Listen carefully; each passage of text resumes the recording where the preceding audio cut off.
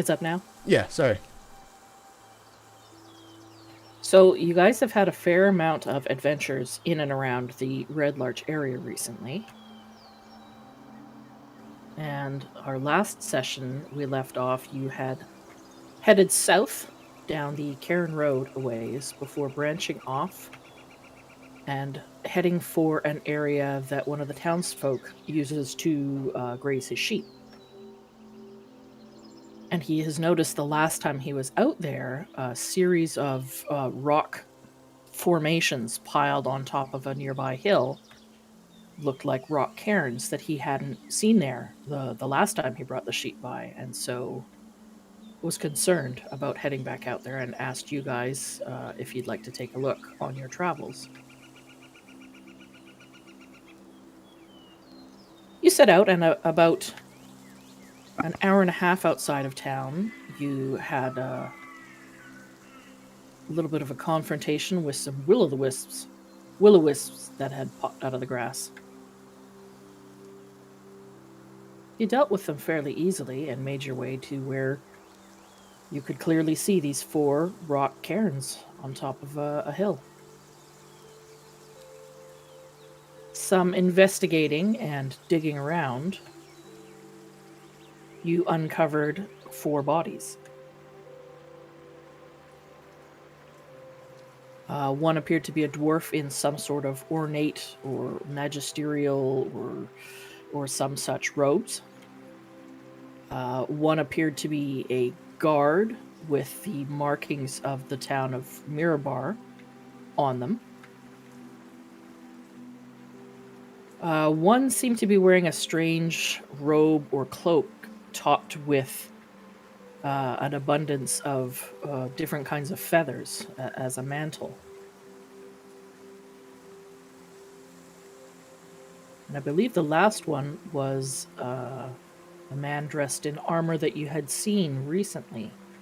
Rocky sort of mantelpiece, chest piece covering him.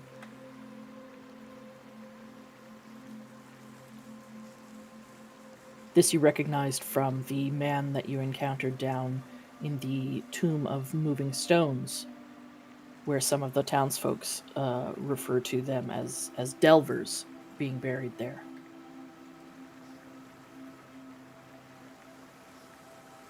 While looking around the area, you did notice to the northwest a bit what looked like large birds circling near what looked like perhaps a tall, slender tower off in the distance, farther into the hills.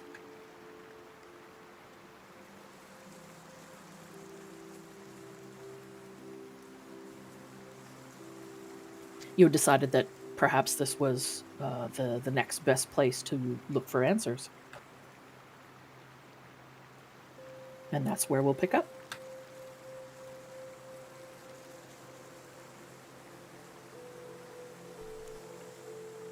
What would you guys like to do next? It is about, I'd say it's early afternoon, maybe 1 o'clock. There is no path that leads directly to this tower that you can see. So it would take you a little bit of time to get there. But you think you could easily get there before nightfall.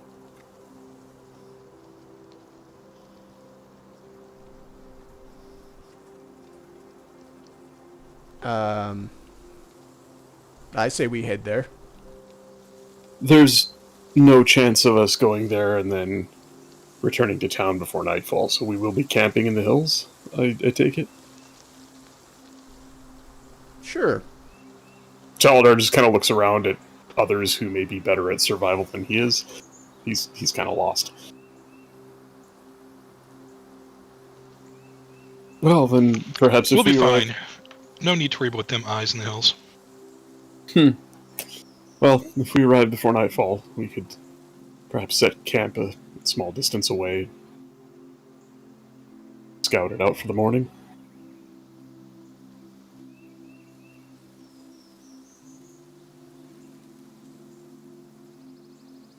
So you guys are going to head towards the tower then? Yeah. Any objections? Better than Moss staying just here. starts going. Well, so you guys head further north, away from the softly rolling grasses and into the more hilly areas. And you travel north for about an hour and a half. And you find yourself on the edge of... It's not a crevasse, it's far too wide for that. But if any of you have played WoW and been to Thousand Needles, it would look something like that. In fact, I will put you on the map.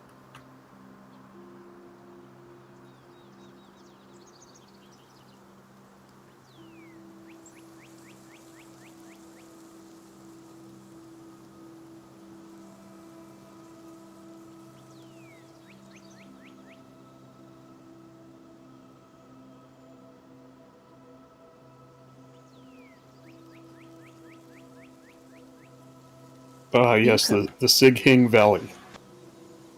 You come to the edge of what almost looks like a sheer drop-off. And below you, stretching to the north and the south, is a wide valley basin with a river running through it. From here, you can very easily see the tower, farther to the north,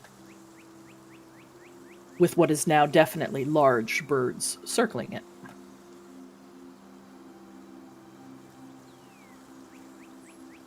Another hour or so of travel brings you much, much closer, nearing the base of the tower.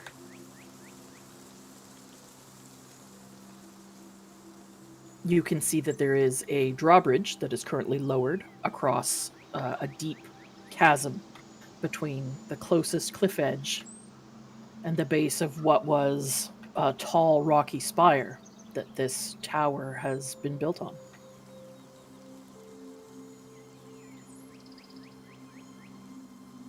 It is now probably between 3 and 4 in the afternoon. The sun will be going down in another couple of hours. Where would you say we are on this map?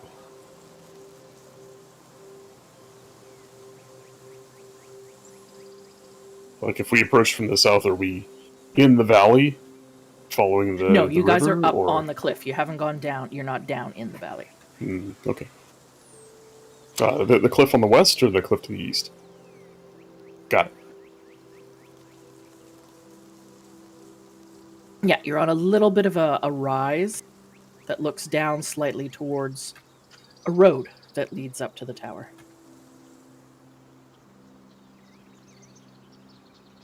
If you want to put a party marker on any map, if you go into the library and just go into, I think, player characters or characters... Oh, I don't think it needs it. There should be a party marker in there. You can just drag that on if you ever want to.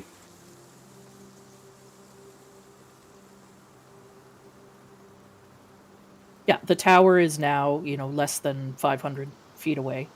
It's easily visible. It looks like there is multiple layers to it, and a tall sort of a spire sticking on the top of it. Any signs of habitation besides the crows or birds, whatever? Can we tell what the birds are? Make a nature check.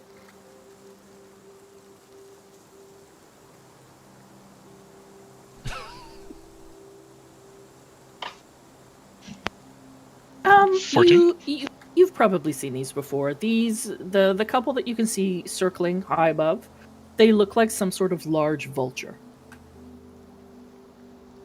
Much bigger than just sort of the carrion birds that you've seen feasting on, carcasses.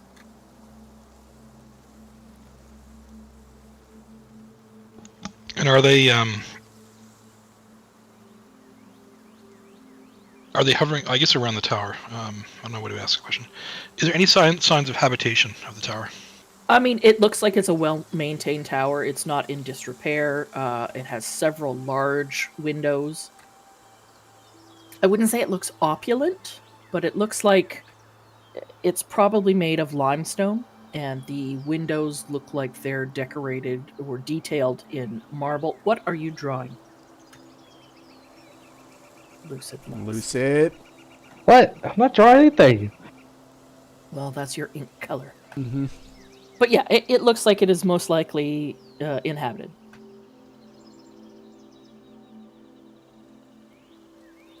You're about 500 feet away. So we're at the bottom of in the valley, right? Like underneath. You're there? not in the valley basin. Oh, We're up top. I'm You're sorry. above on the cliff. Do you see where I'm picking? Yeah, got it.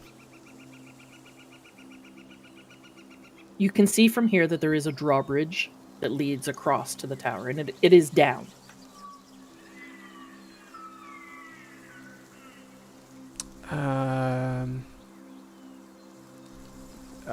Starsha?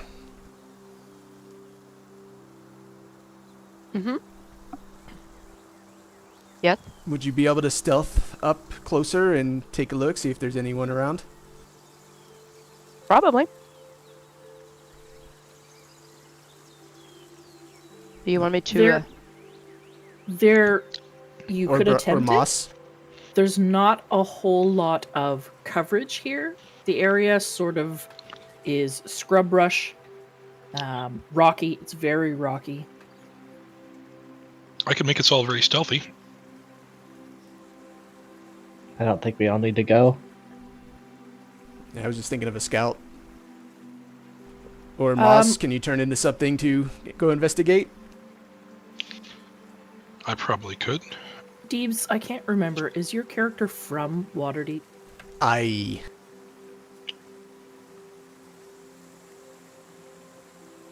Or had you spent time there? No, I was born and raised in Waterdeep. Okay. Deebs, you would notice some banners flying from posts that are spaced out around the exterior of one of the layers of this tower.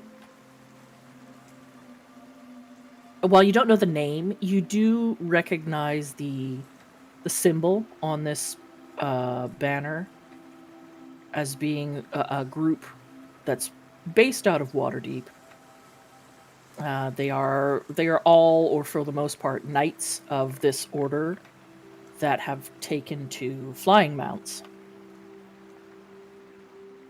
and are in and out of Waterdeep and such, nearby areas for training, exercises, keeping areas safe, scouting.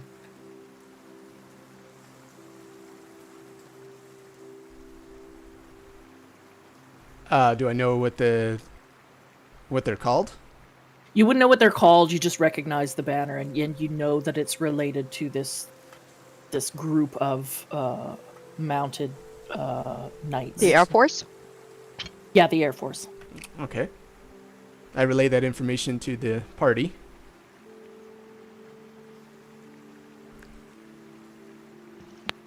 Well, that's interesting. Do we think they are involved with the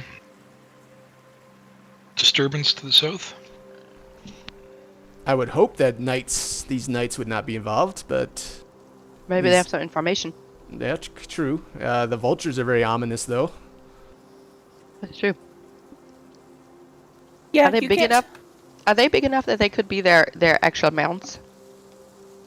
These vultures, yeah, they're definitely large enough to carry a person. Everybody, give me a perception check. Here comes a 4. I love what it does. Nice, Starsha. Oh, your dice, Yes. the When new you roll it. clunky ones. Yeah. When you roll the 20. So, Starsha, you definitely see these large birds clearly have mounted, armored people atop them. Oh shit! I mean, Good eye, Starsha. Good eye. chances are they might have already seen us. Yeah, you would, with that roll, you would know that if you can easily pick out people on top of these, they can easily pick you out where you are.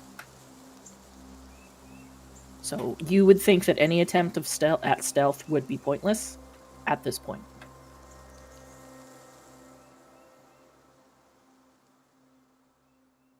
Think I could ride one of those? Here we go. Here we go. I don't see why not, as long as you covered your skin. I think they would just look at you as a little snack. No, I was asking in game. Yeah, I'm answering you. Look at you.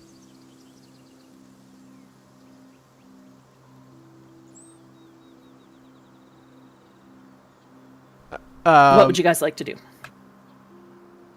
Darkstar, based on what I know about these knights, do I know that they usually fly in like vulture type creatures, or is it something else? You have seen or heard. You've probably spotted them flying. You know that they use various types of flying mounts. Ah, okay, gotcha.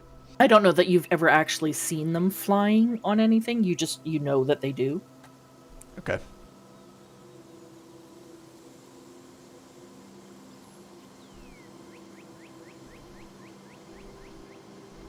Well, what would you guys like to do? Should we just I would. head in? I'm for that. We tie the frog up as a sacrifice. Don't need a sacrifice. We'll just go say hi. Are they usually a? We tie the frog up as a puppet and say hi. It We'll sounds tie like you up. so. It sounds like they're a helpful order normally. Right. So I think we're. I mean, I could walk up if you prefer, and Yeah, go. You go ahead and lead us. If they eat you. You gonna take point, Okay. Deebs? yeah, I'm gonna take point. I'll head up Okay. in my knightly armor. Yeah, so you all approach, letting Deebs lead the way, and near to the base of the drawbridge, there is a large brass bell affixed to a post and crossbeam.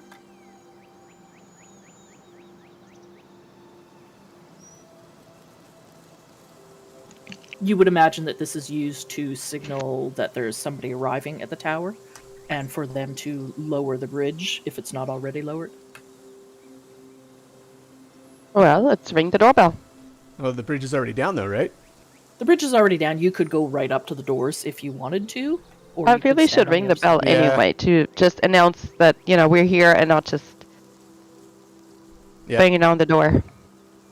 Let's ring the bell.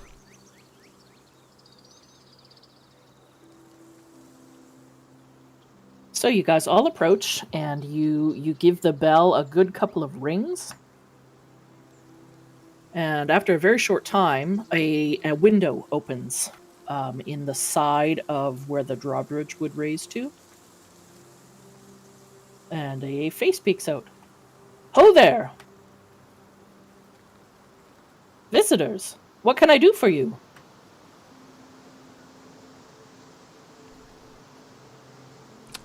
Hello there. We are travelers.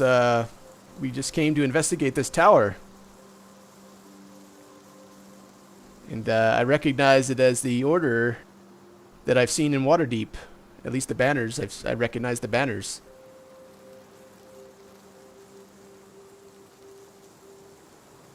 Ah, yes, the banner of the Feathergale Knights.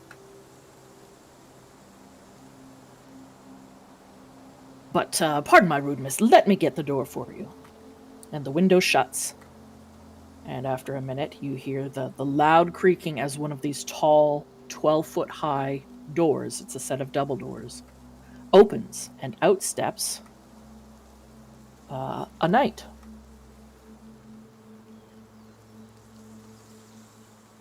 She appears to be human, resplendent in silver or steel, armor with a long blue cloak pinned at the shoulders. Her helm held under one arm.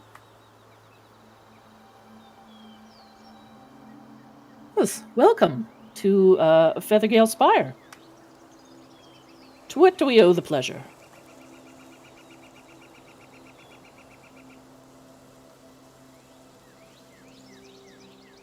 I don't know what that means, Attitudes. No, you put it. You put it there in my notes. Okay. You're starting your hook, you mean? I is that what that means? When did I give it to you? When you first created my. Yeah, Yeah, it's back part up. of your hook. Got it.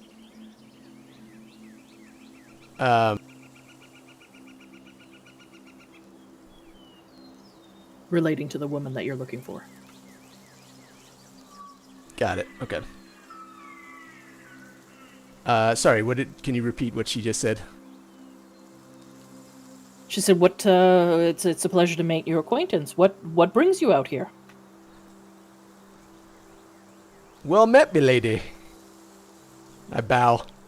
Here we fucking go. She bows in return.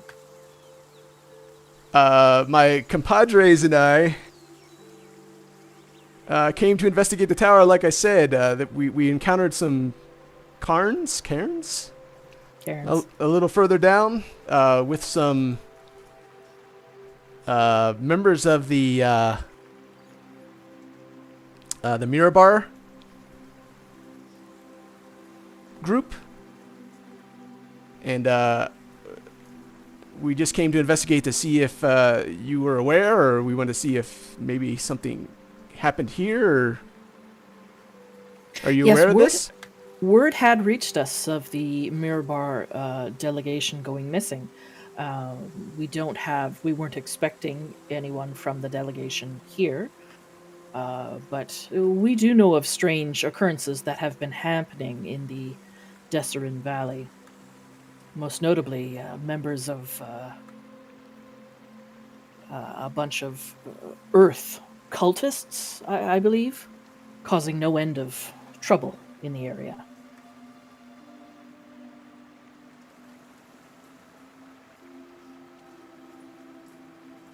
The Lord Commander has had us on lookout for the past couple of weeks now, hoping to spot any of these so-called cultists in the area.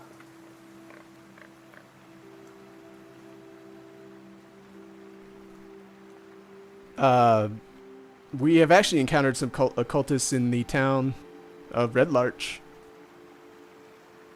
Within the town itself. That's correct. Oh, that is news. We should perhaps speak with the Lord Commander. You have happened upon us at a great time. We are feasting tonight. It is the 10-year anniversary of the founding of the Feathergale Knights. Come, you should join us, and I will introduce you to the Lord Commander. Insight check. Go ahead. Meh. Yeah, you don't pick up any strange body language or subterfuge. You think she's being fairly forthright. Cool. Well, let me introduce myself. My name is Arinar Winmar, but you may call me Rin. Well met, Rin. My name is Savra. Oh!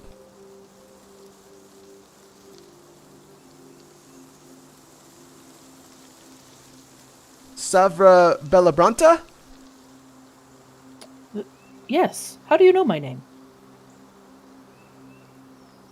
I've been sent to find you. Sent by whom?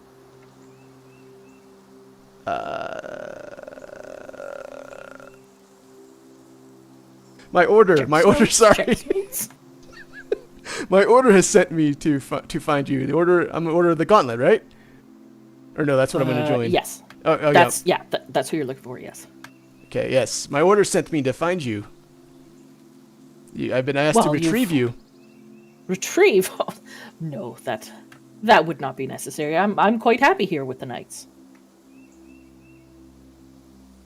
But come, let's not tarry in the doorway, as it were. Come inside. And she motions for you to follow you. Motions for you to follow her as she steps back into the entranceway of this tower. Moss is being very wary of bird poop, especially from big birds. Well, you could get a concussion. Let me move you to the map. Hopefully, the bits I have hidden are the bits that are supposed to be hidden.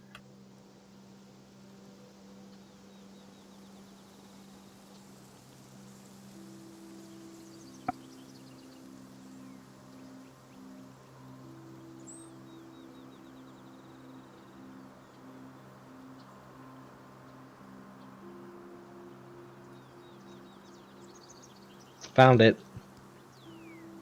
Found what?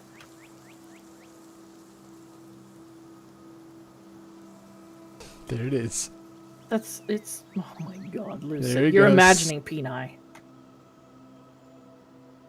So she leads you in through the front gates. Let me just reveal this. And inside is a long, very high ceilinged entryway. That is not revealed.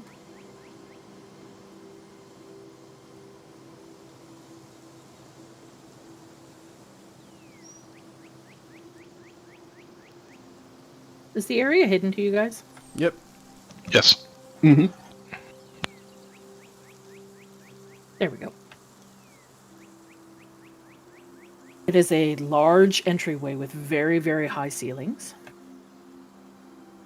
There are two robed, looks like perhaps acolytes, standing on either side of the far double doors, almost as large as the entry doors.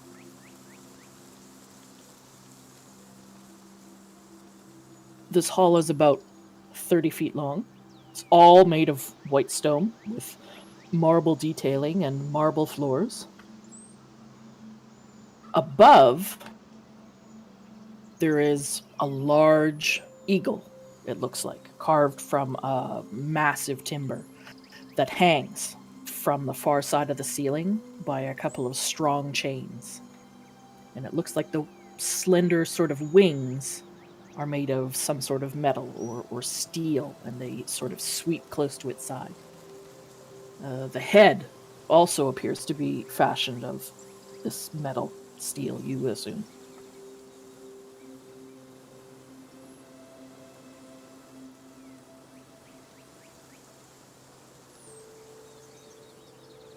I can't help but remark at the timing.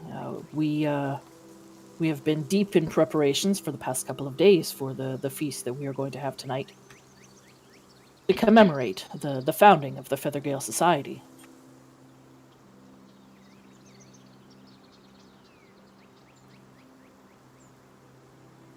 She opens the door leading out of this room. And you see a large, god damn it, circular staircase that looks like it leads up and below. The stairs leading down lead to the stables, where we keep our flying mounts and supplies. We do have a great deal of goods currently in the tower as a merchant train recently passed through. If there were any supplies you needed to purchase, I could definitely take you down, have a look, and see what we could offer you. The doors to the left and the east lead into the large kitchen and arboretum, which we will perhaps visit once we have met with the Lord Commander. And she begins to lead you up the stairs. Do you wish to follow her? Yes, Yeah. I do. Okay. I'm eyeing these guys in the robes, the acolytes, closely. Like, is there anything familiar about their appearance? Do they have any obvious symbols on them? Any sort of religious Their symbols or clothes anything? look very similar to one of the bodies that you found buried underneath one of the stone cairns. Not identical, but in a similar style, with many feathers. You don't notice any overt symbology. Heading up the stairs. I'm under the stairs, but I'm looking at that door with you said where there was arboretum. Mhm. Mosh is kind of staring at it the whole way up the stairs. Yeah, I would say you would get a fresh sort of... There is a smell coming from behind that door that smells like fresh earth and greenery. Just a big sniff. The top of these stairs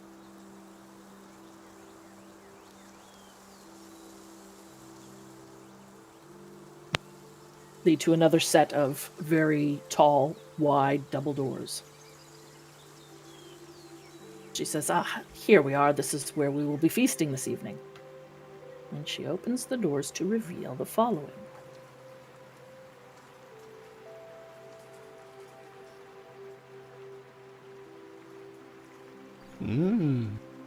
There's a very large, half-circular room.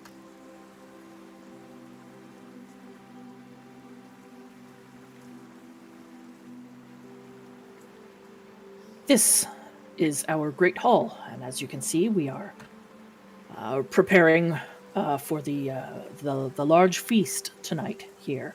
And you can see that a couple of acolytes that just seem to be dressed in plain robes come up behind the stairs from behind you and begin setting things out on the table, preparing large platters for serving before heading back down the stairs. You can also see in this room 2 other knights, Feathergale knights. They're dressed very similarly to Savra. Shining armor, long blue cloaks. One with his helm on. It has a large light blue feathered crest on it. The other doesn't seem to have his helm with him. Around the room, there are several very, very large windows looking out in all directions. There are tapestries on some of the walls, depicting scenes of knights flying on hippogriffs, flying on vultures, griffins, fighting dragons, jousting with one another in the clouds. High up on some of the walls, there are mounted heads of everything from wyverns to manticores, owlbears. And then in the center of the room is a large, curved table that is currently in the process of being set for a feast. Flanked on either side by 2 large stone hearths and what looks like maybe a giant eagle statue in the center.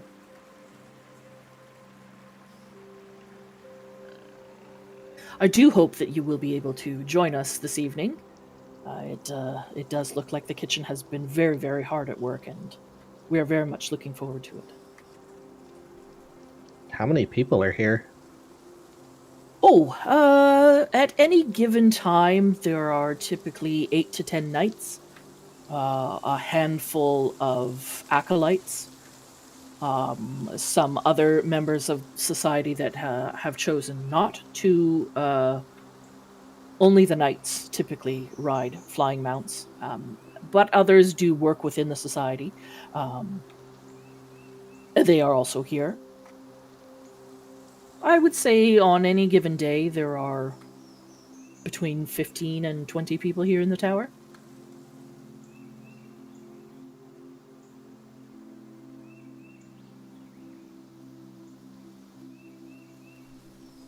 Please, sit, make yourselves comfortable. I will go and see if the Lord Commander is available.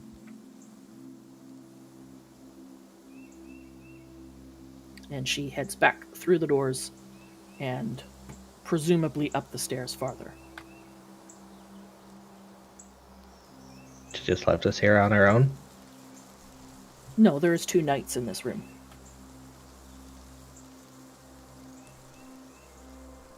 So I'm just remembering that my contact in Red Larch told me that she fell into a bad sort. Mm-hmm. What does that mean? Exactly. That's my notes.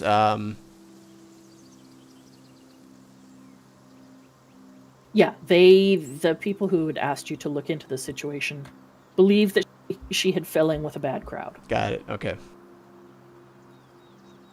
But you don't know if that means these people or if she was with a different group before and has found her way to these people. It would bear further investigation.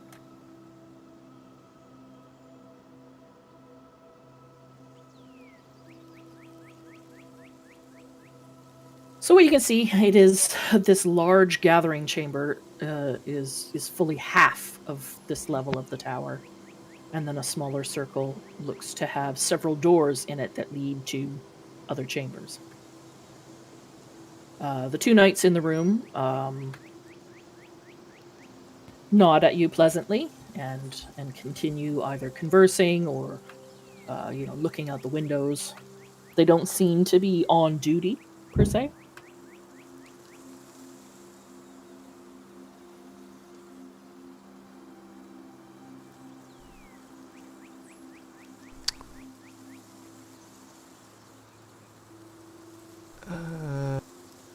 Can I think Taladar is going to pace the room. Okay. Yeah, just kind of, silently, quietly pace the room, taking it all in, and I'm going to make an investigation check. What are you looking as for? I do. Just anything out of place, especially any sort of religious iconography, any symbology, anything strange. And he's also on the lookout for any kind of books, tomes, anything he can read. Oh yeah, go ahead. Fuck. Never Yeah, mind. there's- See you guys next week. There's nothing that stands out Bye, poker. as being out of the ordinary, or there doesn't seem to be any books in this room. You do remember that Savra mentioned that they do have several supplies and goods down in the stable level that they would be willing to part with, or barter with, or sell to you, if you were interested. Everything else, the whole tower, everything you've seen seems to be in excellent condition, very well maintained. And while not necessarily opulent, it is quite grand in its design. Is there like a little town or something nearby where they get their supplies? Are you asking one of the knights? No, I mean, would we know about that? No, you wouldn't know anything about it. But you would assume that it's relatively easy to ferry things by flying mount. By vulture? Yeah. And there is a road that led up to it, and they did mention that they just had a merchant caravan through not long ago. So you know that there's definitely trade that has been done, whether at the tower or things brought into the tower.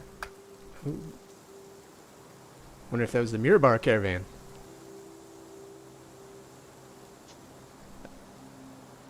What you know of the Mirabar caravan is that it left Mirabar a few months ago. It is quite a ways to the north, right at the spine of the world, and headed south along the long road before veering off, heading to Belliard, which you know that it arrived at.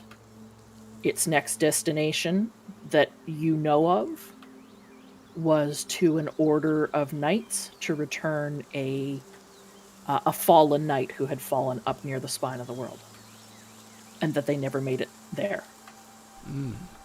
This tower's location is nowhere near either Belliard or their next destination. So you think it unlikely that it would have come by here. It's possible, but not likely. I'm going to wander to some of the animal heads in the wall. Mhm. And just turn to one of the knights close by. And these animals killed for sustenance or sport? Security. This one here, Manticore, they are vile, evil creatures that hunt livestock and people whenever they get the chance. This over here is a large owl bear brought down by the Lord Commander himself that had been plaguing a village to the north. None of these are sport trophies.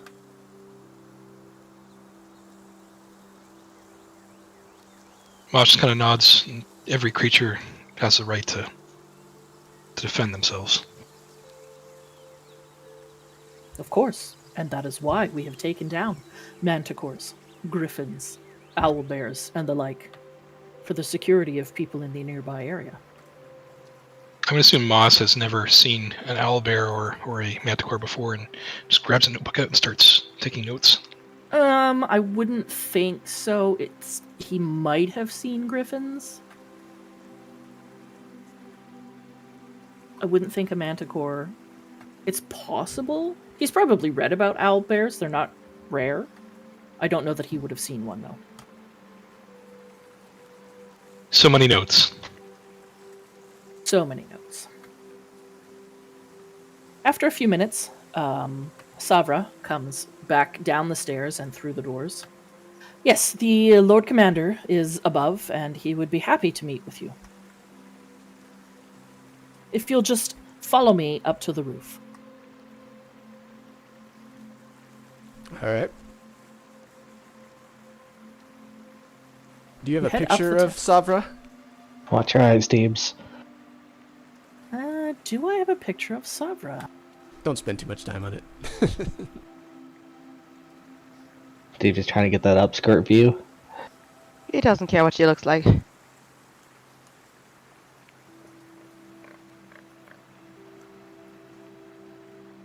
Was it a ill-timed pig snort? There's a pig sound in the background, yes. It was good timing.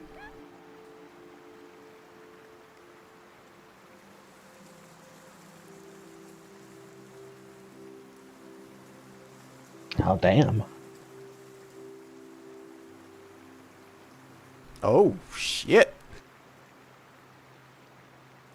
You have to kidnap her, Deebs. Yeah, she is quite young looking, maybe 20. But appears to be in full knight regalia. Okay. She leads you farther up the tower, passing double doors on the next level above, before finally emerging at the pinnacle.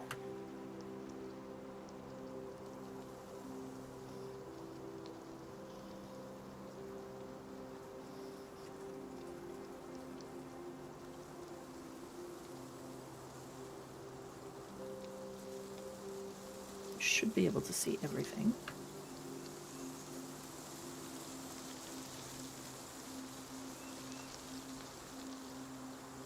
The winds up here are much stronger than they were below.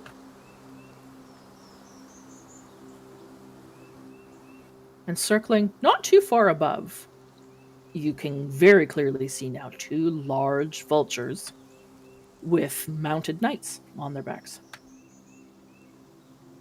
Also, at the pinnacle, looking out, I don't have him on the map, is the Lord Commander himself.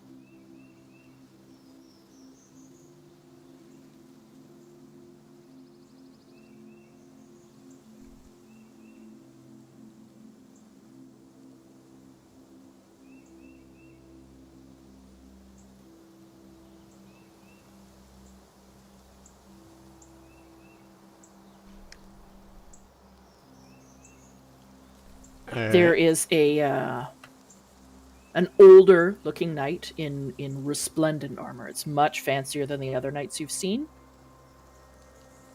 He currently appears to be looking through a spyglass out over the valley.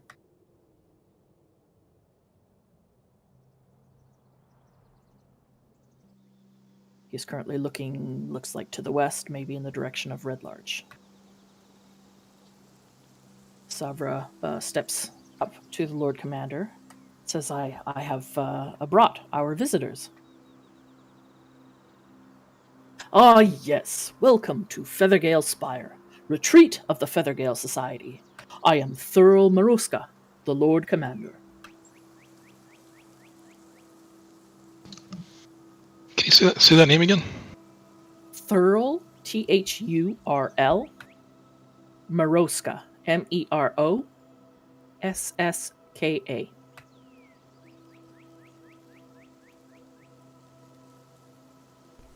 Well met, Lord Commander. You have excellent timing, as I'm sure Savra has told you. We are feasting tonight, in honor of the Society's 10th year.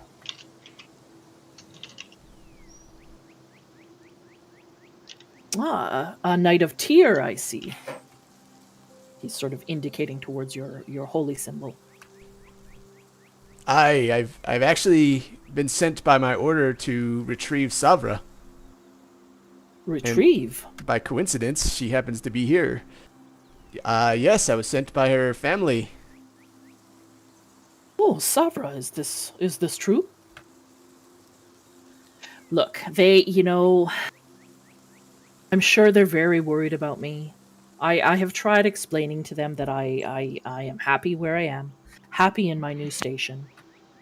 And, I am thankful for their care, but I have no need of returning home. It is time for me to branch out on my own.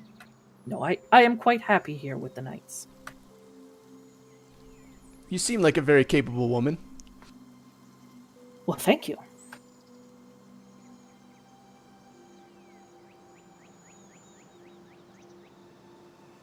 How big are these birds? They are roughly the size of a horse, with wings that they probably spread 5 meters out either side, 4 meters out on either side. And are they like chained up, or are they just hanging out? They're flying. They're currently circling. Oh, okay. So there's none on the ground? No. They're circling the tower. They're probably from the top of the tower, maybe 50, 100 feet up. You can easily see the knights atop them are, scanning the valley, vigilantly looking for trouble. I see you looking at our mounted knights. They're ever vigilant. We are always on the look for manticore. They tend to hunt in the valley below, often very dangerous creatures. They also keep a lookout for earth cultists. We have had a great deal of trouble with them in the area. Can I ride one? I'm sure that with time you could be taught to ride as well as any, though you do seem quite small in stature. I'm sure something could be cobbled together if you were to wish to take up riding. Tox's eyes just light up.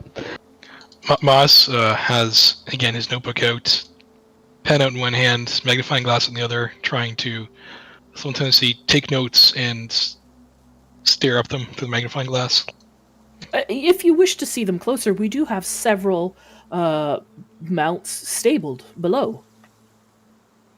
I'm sure one of the knights would be happy to show you around.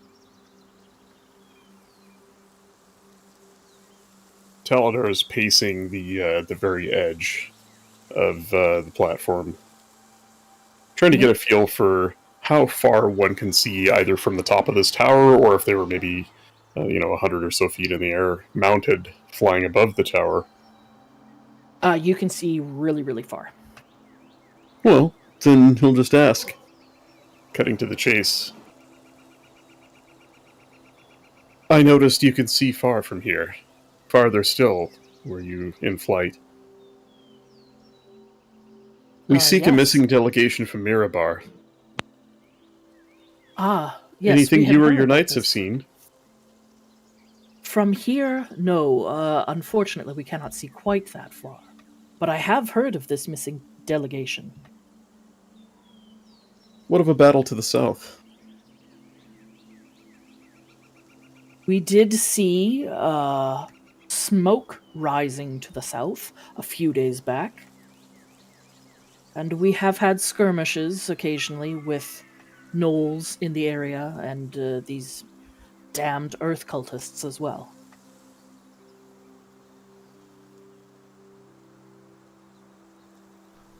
We have encountered earth cultists in Red Larch. There's actually a sinkhole in the middle of the town, and we discovered some cultists below and dispatched them. Oh, very good. Yes, they are. Damnable creatures. He sneers with sort of visible contempt at these supposed cultists. Would you mind telling us who these fellows are with the feathered robes?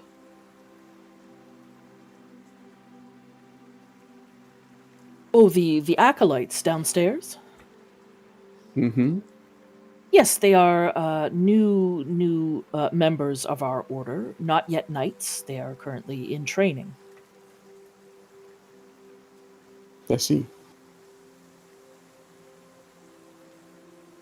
Most, if not all of them, hope to become mounted knights as well, and fully join our society.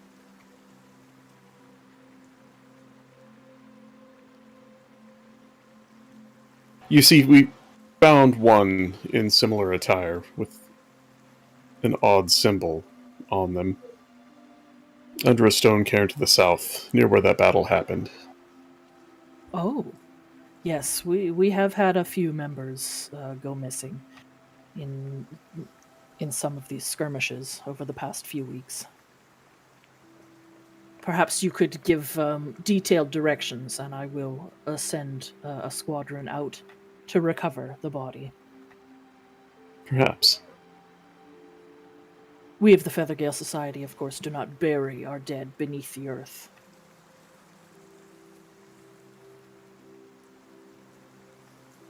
So can I check my notes here? Check your notes? Yeah. Yeah. So I said, so my notes on the cairns were we had a dwarf male with a red axe symbol, a human warrior in black stony armor with a red axe symbol. Nope.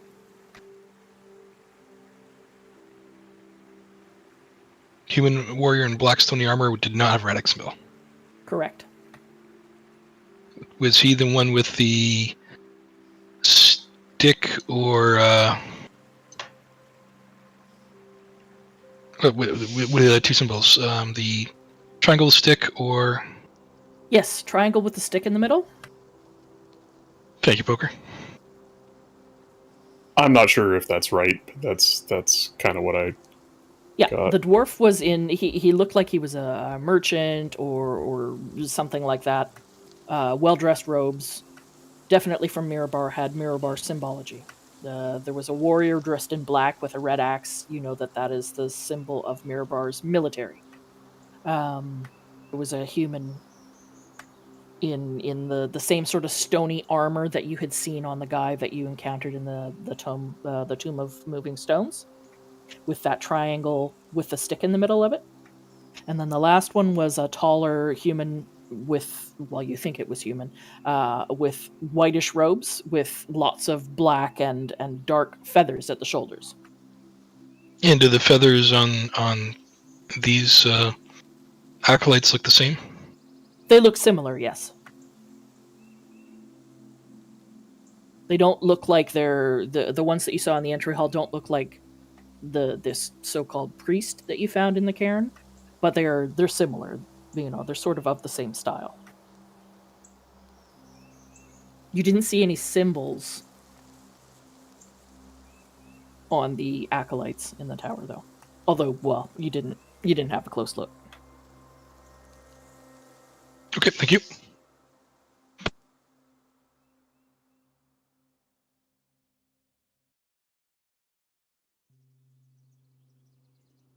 And I'm going to note that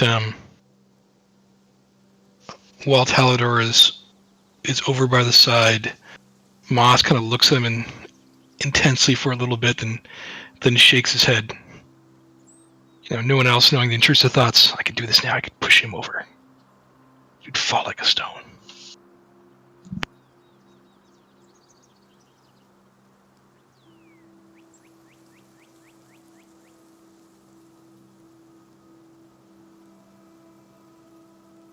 The Lord Commander resumes, looking through his large spyglass. Please, be welcome here. Stay for as long as you like. I do hope you will join us for a feast this evening. But make yourselves at home.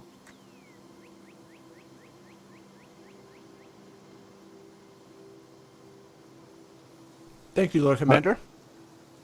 I'm curious. Is there a library or reading room here? I could do with some light reading. Yes. Several of the knights have bookcases, bookshelves with a wide assortment of books. There was a caravan inn, and though I don't know the full complement of what we traded, I know that there is a vast assortment of goods down at the stable level. Perhaps Savra could take you down. But yes, ask any of the knights. I'm sure a reading material can be found for you.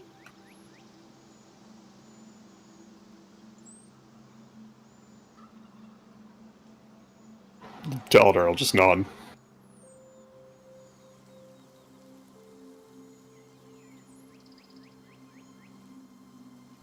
Savra, may I speak to you?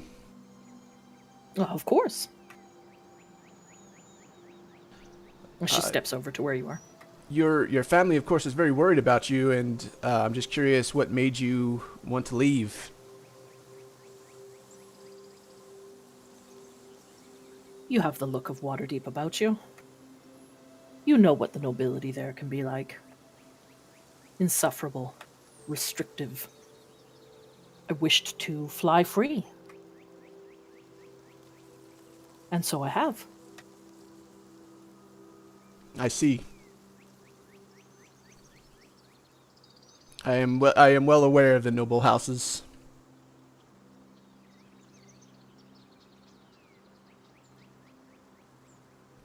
What should I tell your family? You may tell them that I am well, that I am happy,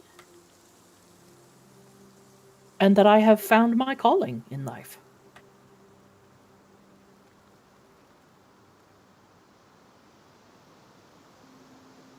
I will be heading to Waterdeep in the coming months. I'm sure I could visit them then. But if you find yourself in Waterdeep before then, you could easily let them know if you prefer.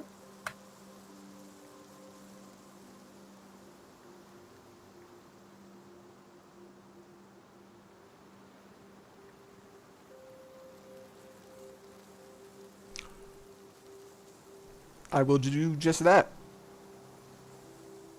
Thank you. Sorry, my mouth was full. That's okay. That's what she said. Why'd you apologize? So yeah, you guys are free to roam the tower, look around. If you wanted to go downstairs with Savra and see what kind of stores they have. If you wanted to look and see if you could find some reading materials or books, you could do that. If you wanted to go and have a look at the other flying mounts down in the stable area, you could do that.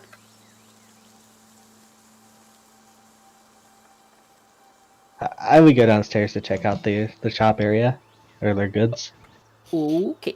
Yeah, I'll join him at the shop and then perhaps go look for these books that people might have. I think Taladar will try and stifle his distaste for people in general, especially humans, and try and actually use his charisma to coax some information out of people. How much Yeah, time okay. do we have to roam, or do we know yet? Probably a couple of hours. Savra says, the feast should be right at sunset. Moss going to go to the Arboretum, if that's permitted. Okay. Let's do... What the hell is that? Something on the map that wasn't supposed to be there. No, it wasn't a penis. I didn't draw it. Savra leads you downstairs to the large stable area.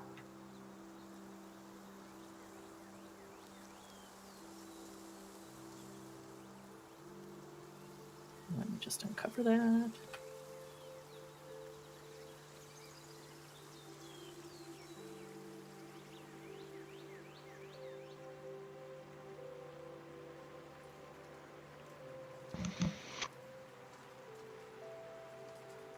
I'll ask quickly, is there anything of interest that's going to hold Moss' attention in the Arboretum, or is it all plants he's seen before? There might be some different species of plants you haven't seen. So, heading down the stairs,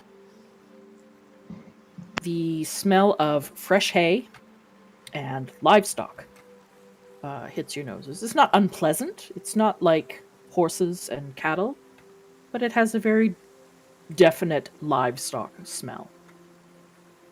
Around the base of the circular stair are several boxes, crates, barrels, stacks of fabric, foodstuffs, all manner of things.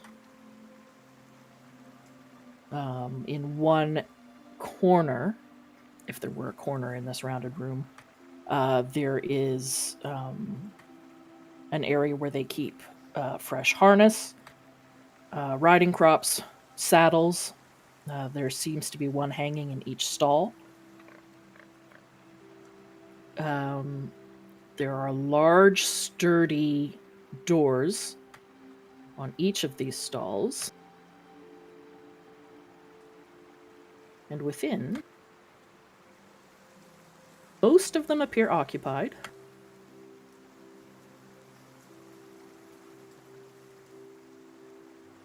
And it looks like there is a selection of hippogriffs and a couple of large vultures. There is a Feathergale Knight down here who nods at Savra as she comes down and gives you a nod as well, seeing that, we have visitors.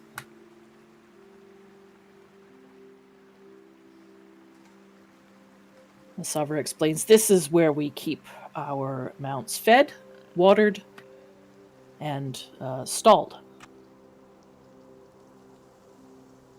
You can see that there is a large sort of wooden set of double doors at the exterior walls of each of these stables.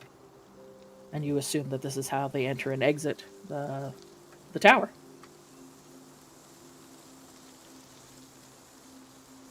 So this is like ground floor.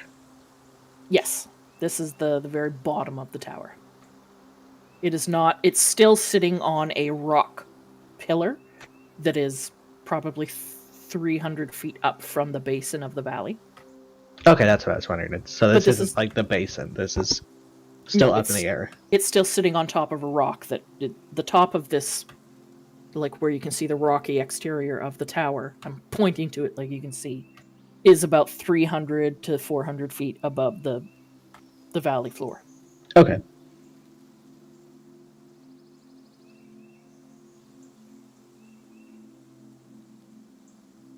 Savra walks over to one of the stalls and says, "Come."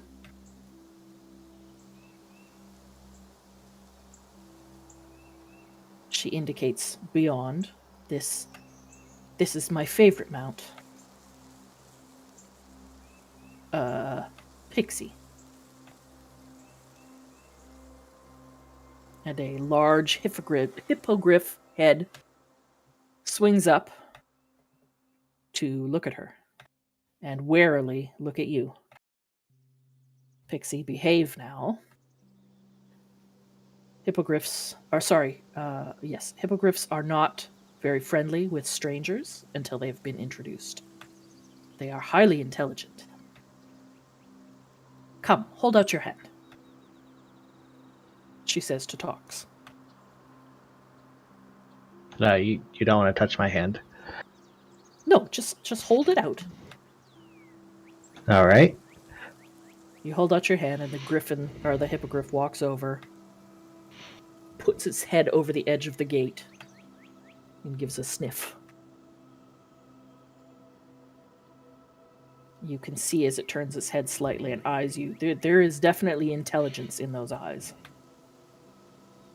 It gives an almost imperceptible nod at you before turning and heading back to its large water trough. I assume Yes. we're all there if she took us down. Well, Taladar and Tox went. I thought they went to the merchants.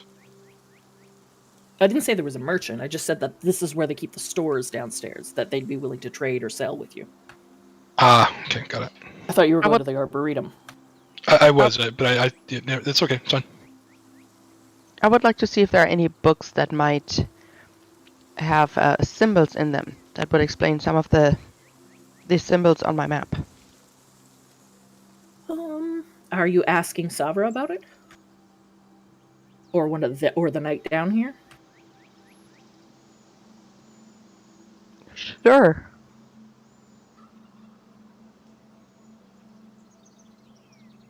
The knight says, I do believe we did get some books in from last month's caravan supply. Let me have a look. And he begins to rifle through one of the crates, pulling out, looks like parchment paper, some dusty old tomes, it looks like, some maybe novels,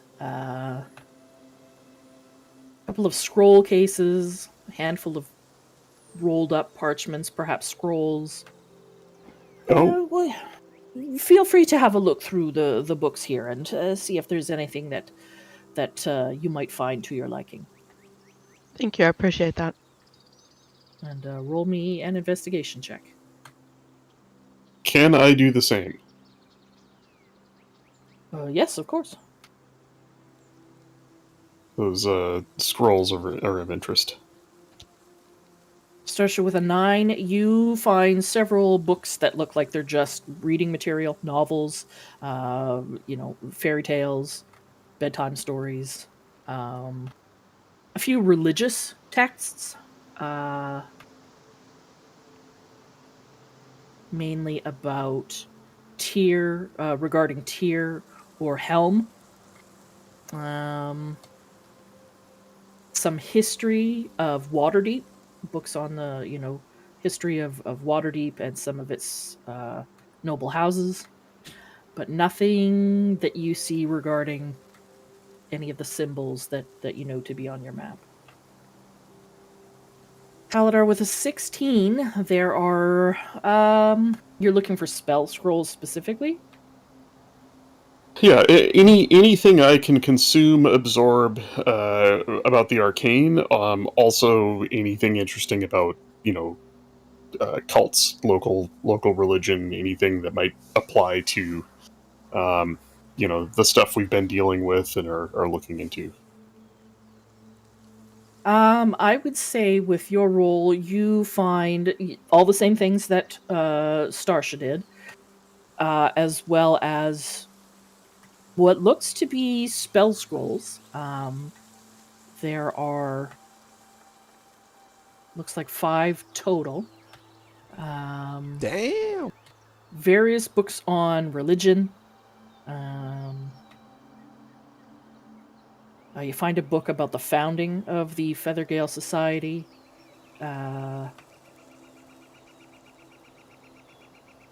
You find a book about the history of dwarves in the Desserin Valley. And that's probably it. Of the scrolls, you find 3 that appear to be first level, and 2 that appear to be second level.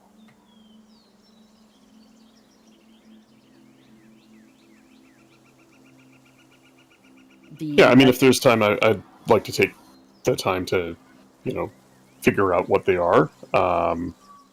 And if there's something I could use, then I would. So the knight says to you, "Oh, have you found something that you would find useful?" Well, I'm not sure yet. I'd like to take a little more time to look these over, but these scrolls are of interest to me, and this book, although I would return it when I was done with the book. Well, let me have a look at the manifest and see if I can't narrow down what these are. And he pulls out a large leather-bound ledger, and begins to go through it. Yes, those appear to be spell scrolls. I am not much of a magic user. It looks like one is called Floating Disc. One is called Chromatic Orb. One is called Mage Armor. One is called Enlarge Reduce. Oh. And one is called somebody by the name of Maximilian Earthen Grasp. Interesting. I would certainly be interested in at least 2 of them. Just let me know what you would like, and I can look up a cost for you. You, my lady, have you found anything of interest? No, not really. There are other supplies here, basic sort of provisions, rope, tents, camping supplies, all kinds of shit like that. The armor they're wearing, is it plate armor? Most of the knights do look like they're wearing at least half plate. Okay. We do have an armory upstairs, although it is more restricted to the knights. If there was something that you needed or repairs you needed done, I'm sure we could work something out. And while you guys are downstairs shopping, let's switch to the Arboretum.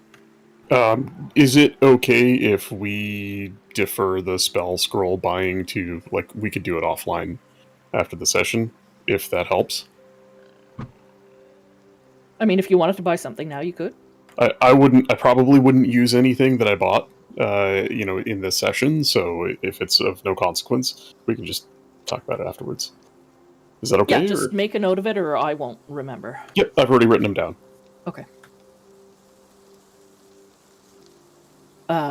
He can give you the prices. I'll give you the prices on the break. Cool.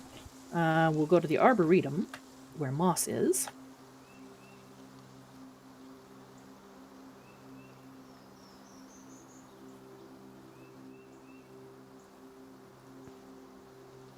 Moss, you are on the first floor above the stables. And you have found your way to a very large, very nice Arboretum. The ceilings are high here. The windows are floor to ceiling. There are 3 of them in this room. The air in here feels almost like a greenhouse, not quite as suffocating, but it is definitely humid. It is warm, and it is full of life.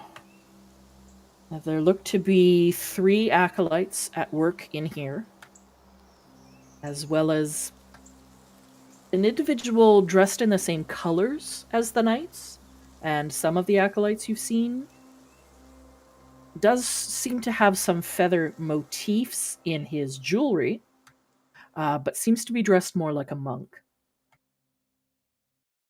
He seems to be meditating in the far end of the room. There are several large barrels of water here, used, you assume, to water the plants and to perhaps contribute to the humidity in the room.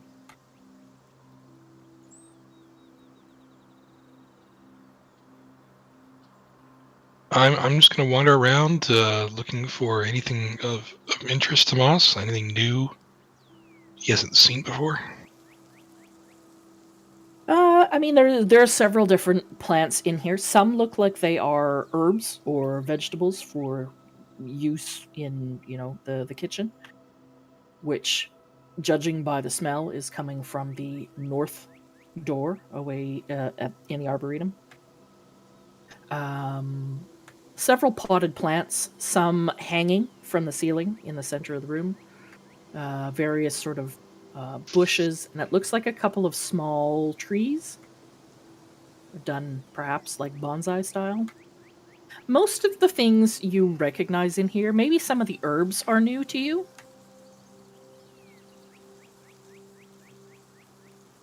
Well, I'm gonna go towards anything that I just haven't seen before. I guess do a kind of nature investigation type check. Okay, go ahead. Do a nature check. What is it that you're looking for? I'm just sewing. I good question. I don't know. Yep, you see this one planter that looks like it's got herbs in it. You don't quite recognize them, but they're grouped together with other herbs that you do recognize. So you assume that that's what they're for. And you reach out to touch some of the leaves to sort of get an idea of the smell or the feel. And as you touch them, a prickly sensation assaults your fingertips. It's almost like stinging nettle. Ouch! It leaves you feeling quite itchy. One of the acolytes comes over. Oh no, you should not handle those. They are a cultivar of the stinging nettle family that we are working on. Makes an excellent tea, but it must be boiled first to reduce the sting. Just a supreme effort. Moss does not suck his thumb. Okay.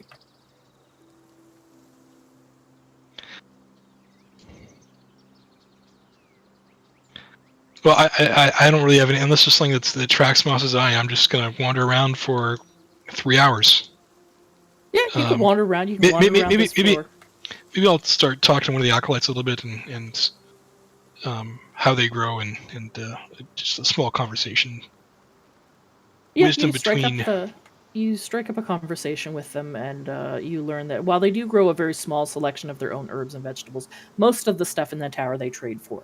They do a fair amount of their own baking here, which may or may not come as a surprise. And judging by the smells coming from the kitchen, that is currently what is going on in there. I asked one of the acolytes, have you heard of something called peanut butter? Peanut butter. I've heard of peanuts. We do have some. But Boss's butter? ears just kind of just perk up. What is this peanut butter? I got some from a merchant, and it was delicious. It was wonderful. Do you have Moss some pulls with out, you? Moss pulls out the jar and you know what he's gonna do? He's gonna do some good berry. Well, actually, he still has some from yesterday. So grabs one of the good berries and puts a little peanut butter on it and gives it to the acolyte. The acolyte, his eyes grow wide. Oh, pops it in his mouth. Oh, that is very good. Oh, perhaps we have some in the kitchen. Grind it into a paste. Come with me. And he leads you into the kitchen. where you see the following. There are several acolytes in this room, standing around a very large cauldron sitting above a brazier that is filling the area with a sweet-smelling mist.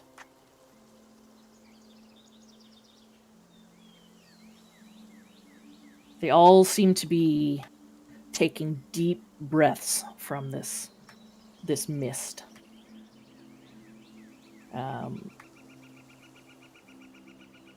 Around the kitchen, there are several sacks and piles or bags of grains, kitchen staples. There are a couple of long paddles leaned up against the large hearth, you're assuming for making breads. There are 4 shelves along the long wall, most of which seem to be covered in baskets of loaves of bread of varying styles. Moss doesn't take any of this in. He's looking for peanut butter. The initiate leads you over to one of the tables. I believe it is here somewhere, and he rummages around until he produces a small pouch of what looks like in-shell roasted peanuts. Do you suppose if we were to shell these, grind them in a mortar and pestle into a paste, is that how perhaps something is added to it, an oil, or I'm not sure, but it is giving me an idea. Let me work on it. And he begins to go about deshelling these peanuts in his attempt to make a facsimile of your peanut butter. I will find you when I'm done. Moss is going to help in any way he can, if the monk is amicable to that. Oh, by all means, yes. Help me shell these. And so you guys spend the next while in the kitchen working on creating a peanut butter. So some time passes, and you guys spend some time wandering around the tower. Most doors appear to be open. There are only a handful that you've come across that seem to be locked. There are 2 in the first level, none in the stable area, and then what looks like probably personal quarters on the floor that has the Great Hall, and above it.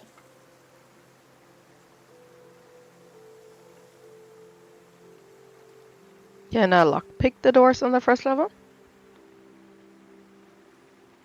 Which door would you like to lockpick? What are my options? Like the left one or the right one? So on the current map, the area with the round staircase, there is a door to the south that is currently locked. This one here. Sure, I'll start with that one. And then there is a door in the main entranceway that leads south. But you do know that there are people stationed in the hall.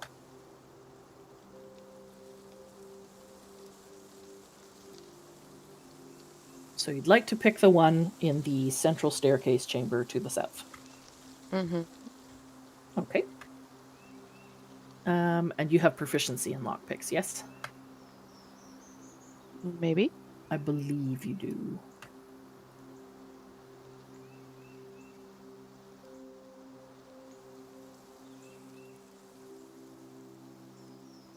Well, go ahead and give me a lockpick check. How do I do that? I'm just looking at your character sheet. Yeah, unfortunately there's no easy way to do it. I just typically what you would do is you would add a custom skill for it that is just your dexterity plus your proficiency.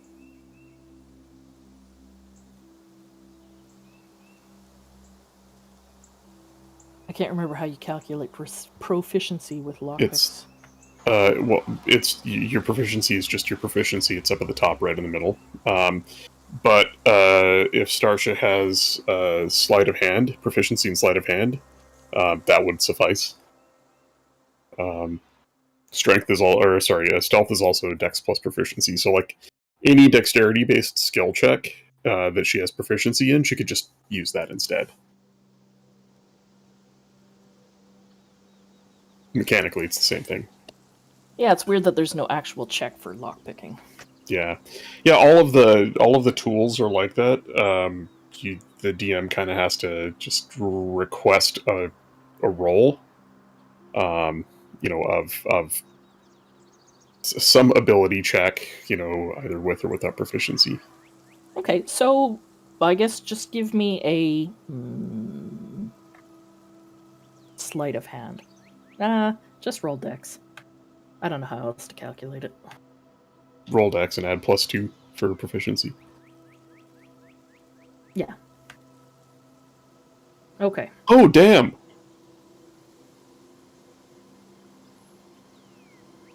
So, pulling out your lockpicks and not trying to be sneaky about it, you walk up to the door to the south, and you quickly and smoothly get your lockpicks to work, and within a matter of seconds, you hear the lock give way, and this door is now unlocked.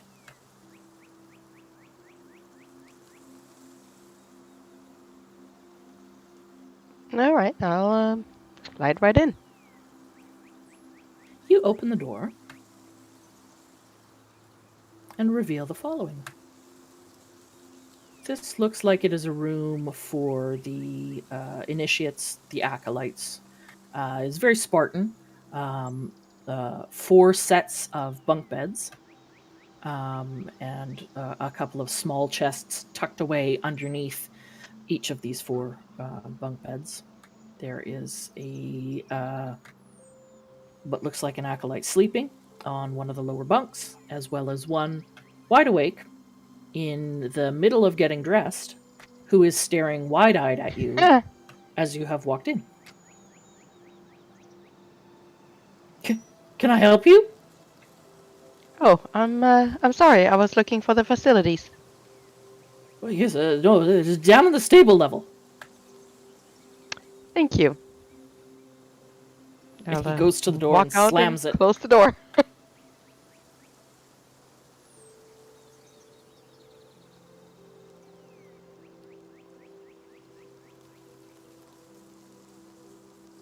So you didn't learn anything there. But some time passes, and night is now on the cusp of... No, that doesn't make sense. The sun is going down. The light coming through the windows has changed to a deep golden color. And you can hear more and more activity throughout the tower as they are on the verge of beginning this feast. Savra comes and finds each of you, wherever you happen to be in the tower. Go ahead, Taylor. In the time that's passed, can we have taken a short rest? Oh, yeah, I think so. Everybody go ahead and roll your short rest. Roll hit dice if you need them. And did the knight provisioner seem to have any qualms about me just thumbing through that book, or would I have to purchase the book?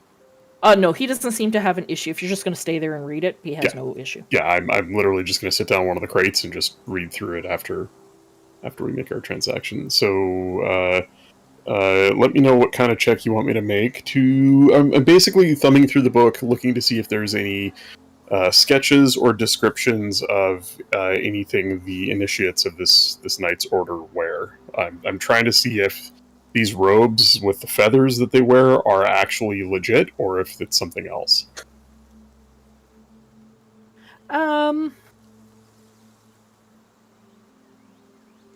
Make an investigation check. Not good, not bad. You do find in the one of the books that seems to be about the founding or you know the history of the Feathergale Society. Descriptions of the symbols used on the banners, which seems to be a rampant griffin.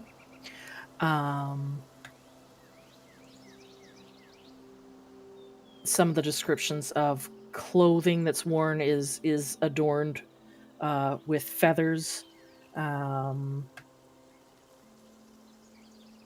Acolytes and others that aren't knights in the order tend to favor loose garments, either sort of flowing robes or, in the case of the monk that Moss saw in the Arboretum, just sort of very loose pants that are gathered at the legs and at cuffs.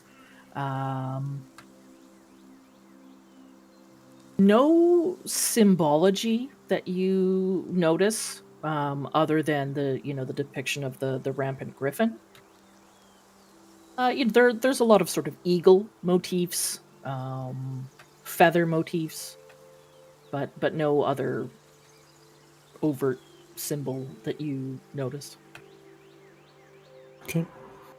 I will, after learning that, I'll close the book and probably just leave it where I was sitting and wander off back to join the others.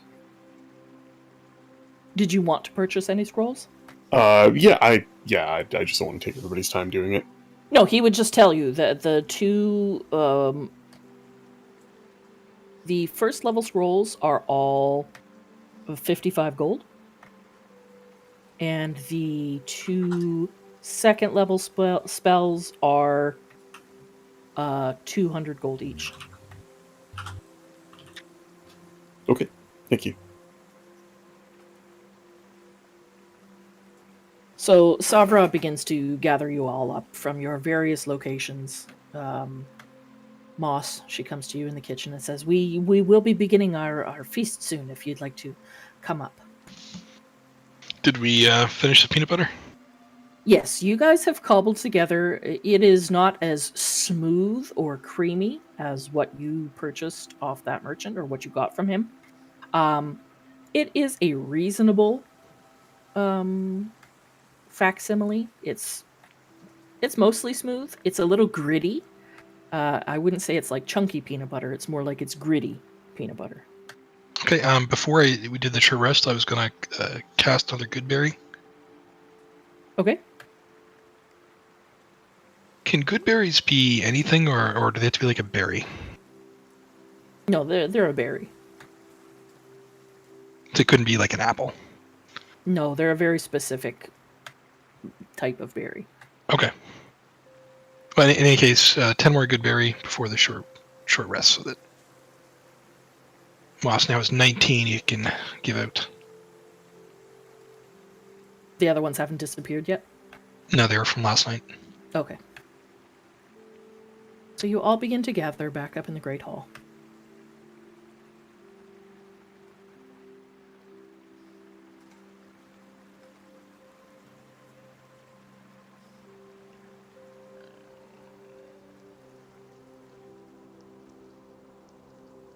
Several knights come up and join you.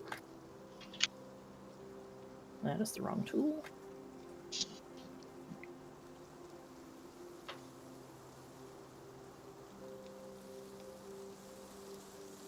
As well as the Lord Commander himself.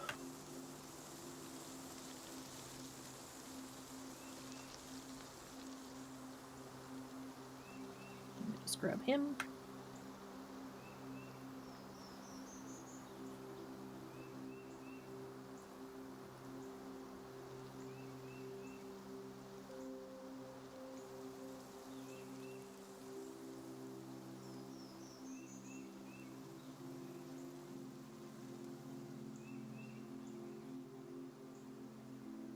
Stupid clouds are in the way of me grabbing people.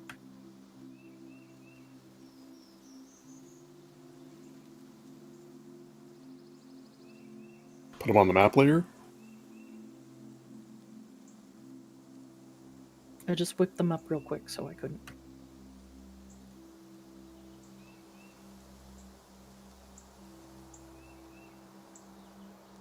And then I will pull you guys.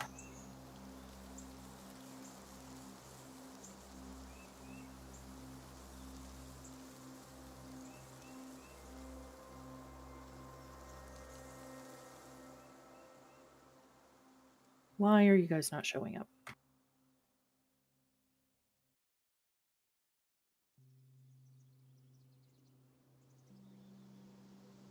What is going on?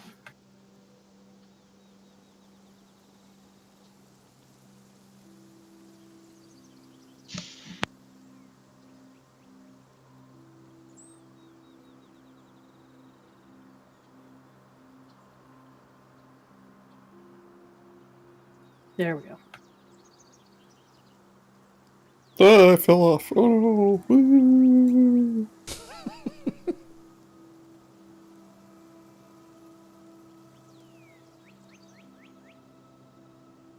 You guys can put yourselves wherever you'd like around the room.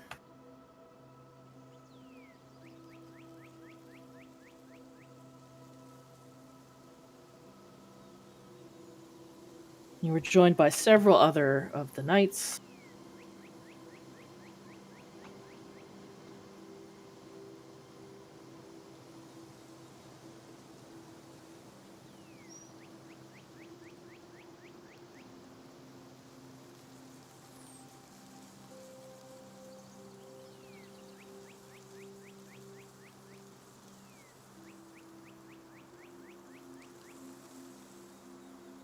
And platter after platter of delicious-looking roasted meats, fresh-baked bread and rolls, steaming troughs of stewed and roasted vegetables come out one after the other and are laid before you.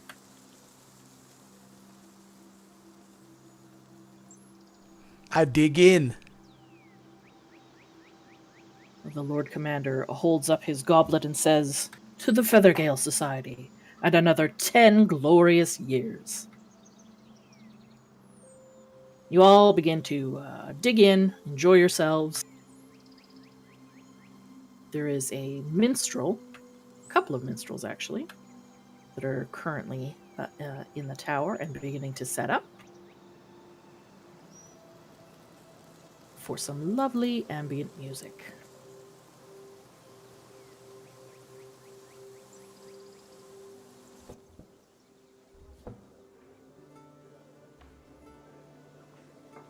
There we go.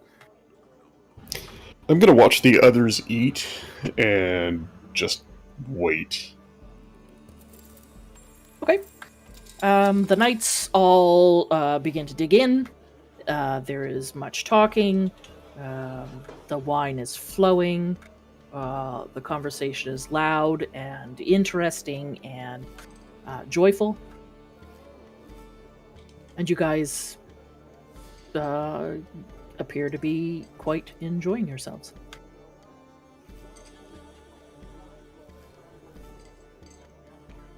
I chat with Savra about our Waterdeep days. Savra doesn't appear to love her days spent in Waterdeep, and she tells you that, being a child of a lesser noble house meant that she was restricted in a lot of the things that she did. Who she hung out with, what kind of friends she made, what kind of clothes she was allowed to wear, and that she is more than happy to finally be free of it all.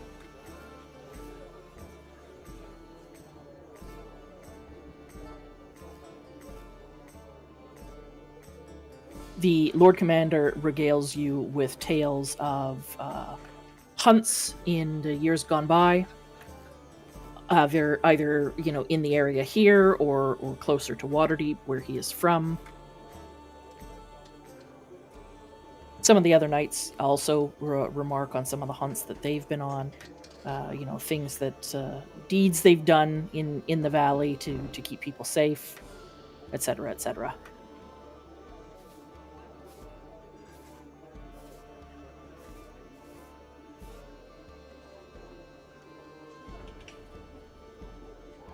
So, Lord Commander, what can you tell us about this earthen cult? Ugh. Those damnable, depraved cultists. They're led by wretched monsters. They're a scourge on the countryside.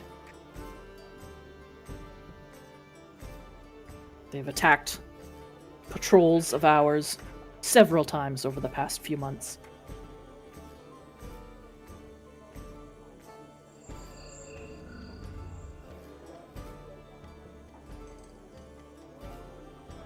But tell us of yourselves.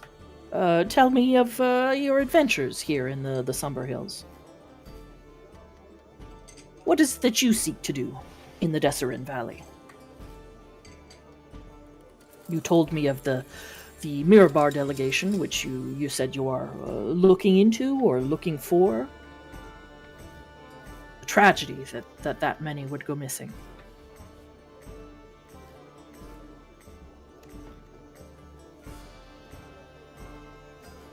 Yes, we are in search of the caravan.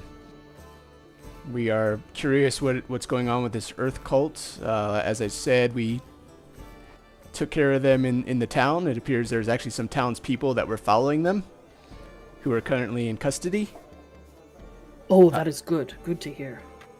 We did find a necromancer, and took care of him as well. A necromancer. I wonder if it is related Related to what? to these damned Earth cultists. There seems to be. Do you know what these symbols are? And I show the multiple symbols that we've been seeing.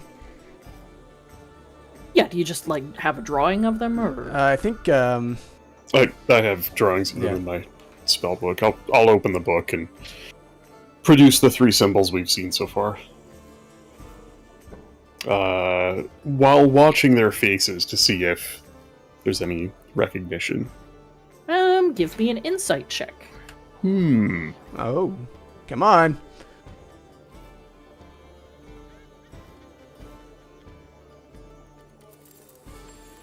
Not bad. Mm-hmm. Yeah, he looks over them. Yes, I recognize some of these. This one here, this triangle with a stick in the middle of it. I have seen this a few times now, either on the bodies or the persons of these so-called Earth cultists. You have one of the eye, don't you? Yes. Yep. Yeah, from the necromancer's necromancer, yep. chamber. This one, it seems familiar, but I can't recall where I might have seen this. And this other one, don't believe I've seen this one.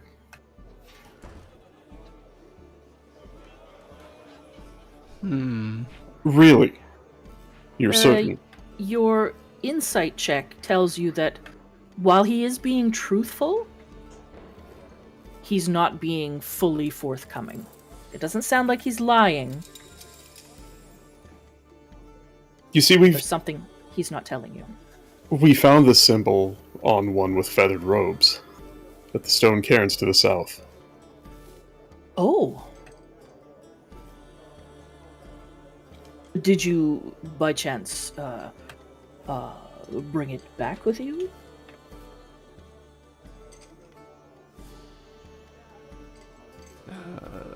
No, but it's not far if you wanted to send a few to retrieve the body. Yes, I believe I will do that first thing in the morning. And he snaps his fingers to one of the non-seated knights and leans back and sort of gives him some instructions. The knight nods before stepping back to look out one of the windows. Yes, I will send a squad out to have a look in the morrow. Delanor's thinking, good, less for us to deal with when we make our move.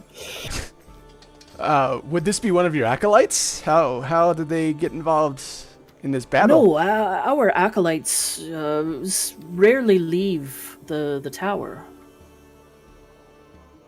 It does sound like it was perhaps one of our priests. Interesting.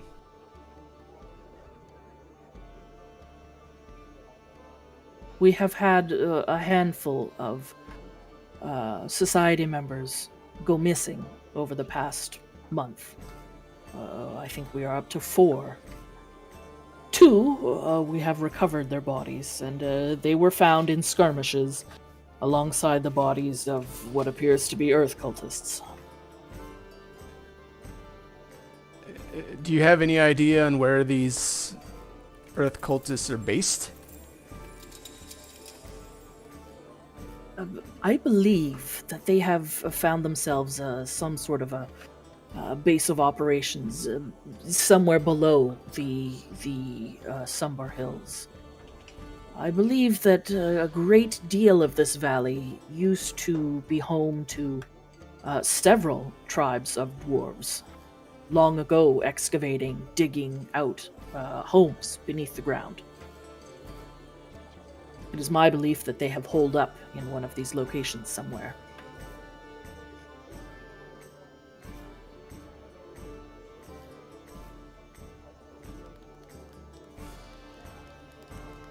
Have you been down to see some of our flying mounts?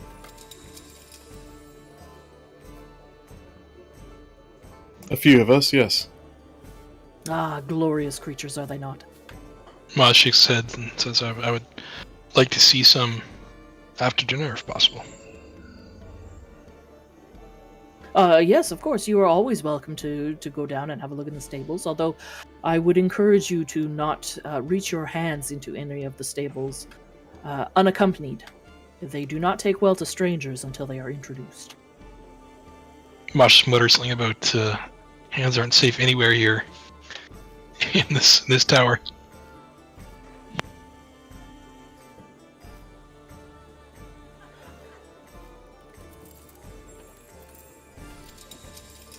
You guys continue regaling each other of tales from the road. The knights talking about previous hunts and conquests. News in the area, etc., etc. When all of a sudden, Oh no, don't interrupt the peanut butter. No, I want to do the peanut butter before something bad happens. Oh, no, go ahead. What was the name of the monk or alkalite that helped with the peanut butter? What do you want to do with the peanut butter? Jeff, Oh, we're gonna bring it out as a dessert? Well, before you get the chance, unfortunately, the main doors to the Great Hall fly open, and a sentry from the pinnacle shouts, "Manticore! It's on the move!" And at this announcement, the music stops, and the Lord Commander gets up from his seat. We should take this opportunity to slay that monster. It has been a scourge on the valley for the past 6 months.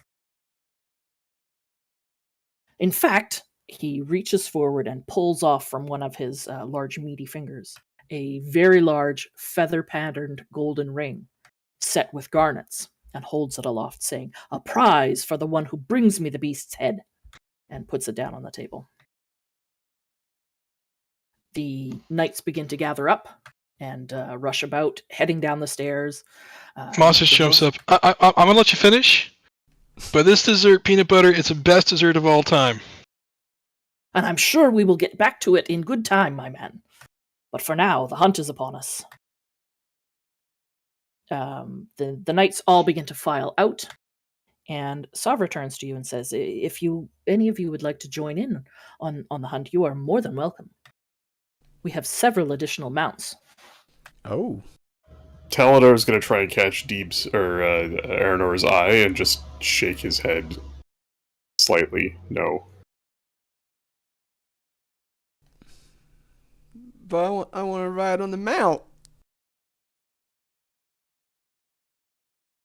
Yes, you are all, or a few of you, whoever, is more than welcome to join us on this hunt. The more, the better. Yes. Let me speak to my comrades for a moment. Yes, of course, but make it quick. We must head out at once. And he begins to head down the stairs. Okay. So I whisper to Taladar, what's the issue? I don't trust these people. There's something going on here. Our chances are best of figuring out what it is. Or perhaps proving they're noble, with the majority of them gone.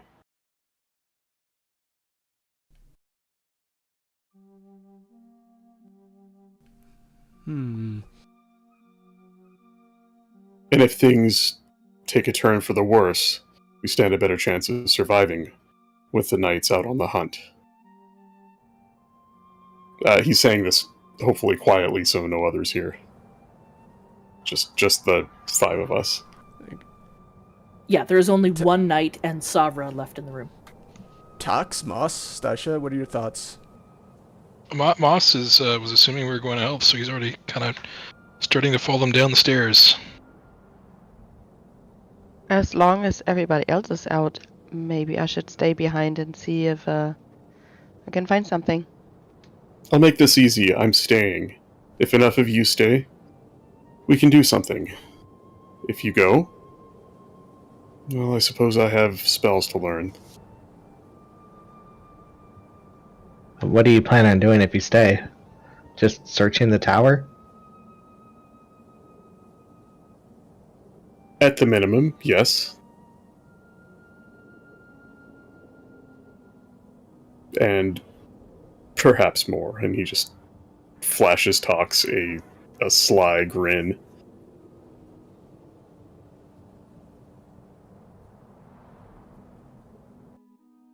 Savra steps up to Aranor and says, have you made a decision? Who would like to come on the hunt? We must away as quickly as possible. So who's coming and who's going? Sorry, who's staying and who's going? I mean, Taladar only reached, talked to Aranor, so Moss is, like I said, following down the stairs already. Okay, so Moss is going on the hunt. I am. I'm going. Okay, I'm gonna go. Aranor is going on the hunt. I'm staying. Starsha and Taladar are staying. Tox, what are you doing? I'm gonna go. I think Taladar and Starsha can make their way through better than he could. Okay, so 3 of you are heading out and 2 of you are staying back. Yep. All right, we are going to take a quick break there while I set up for the Manticore hunt. Ooh. And we can all have a snack and a drink and a pee, and I will have us back in about 5 minutes.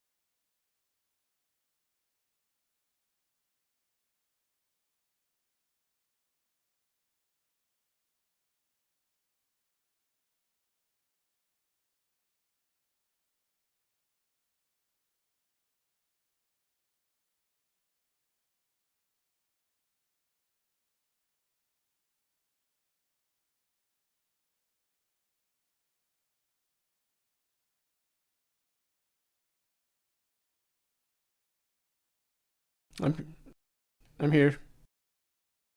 Say when ready.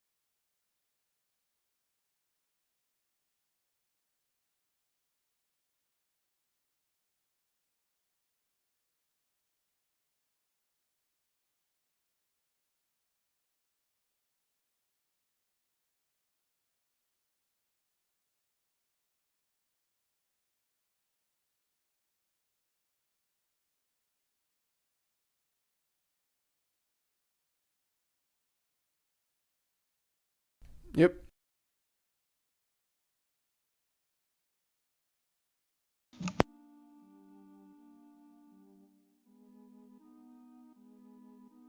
So the three of you, Aranor, Tox, and Moss,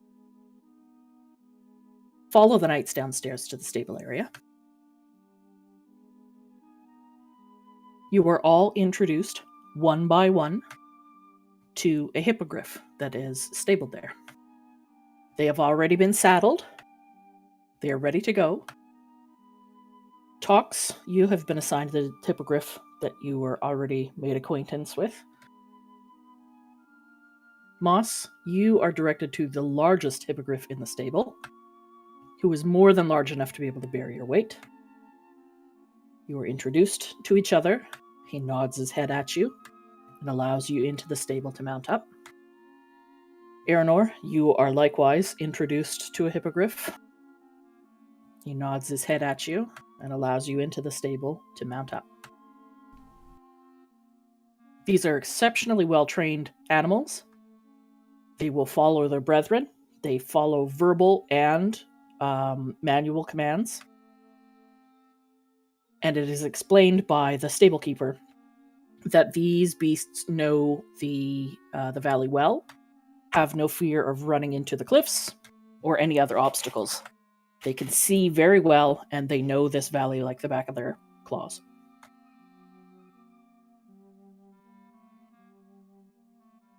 You guys head out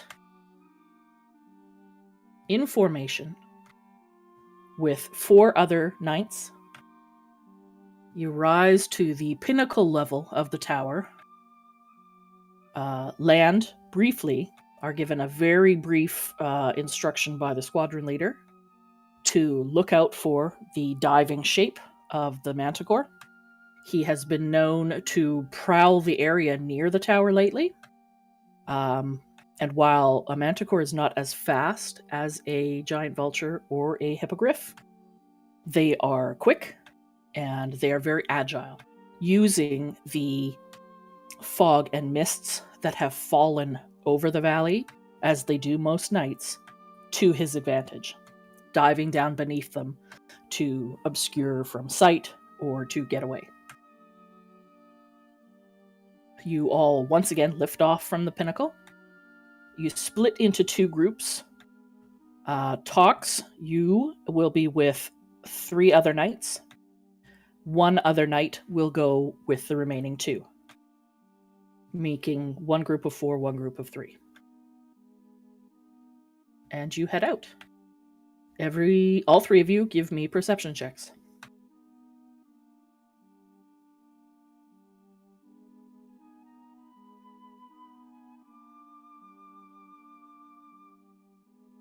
Moss. About 200 feet to the northwest, you see a large shape dive beneath the mist. I called out to everyone else. You call this out to everyone else.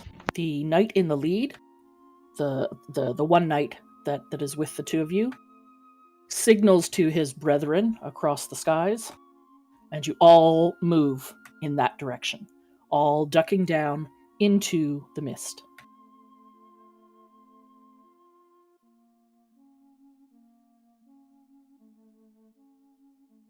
I need everyone to give me an additional perception check.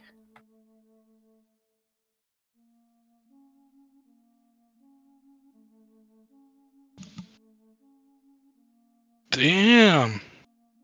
Aranor, you and Moss both spot it, but you find yourself within about 100 feet of it. It gives out a rather shrill roar.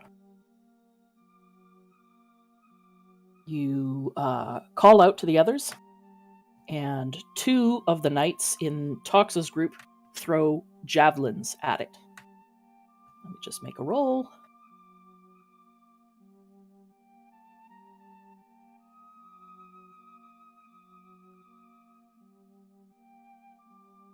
One of the javelins struck, reducing the manticore by 8.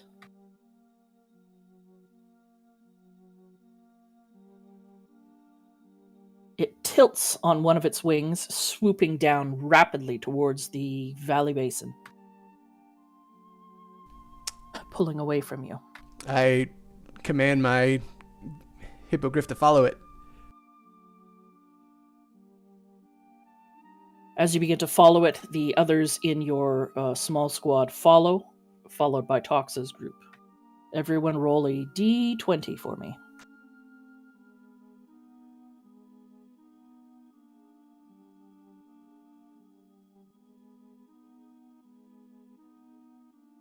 Oh boy. Rip. Another 10, 15, 20 seconds go by. There's no sign of it below. Tox, your squadron leader, gives a hand signal, and the rest of the group begins to pull up, moving back up above the mists. Everyone roll a d20 again.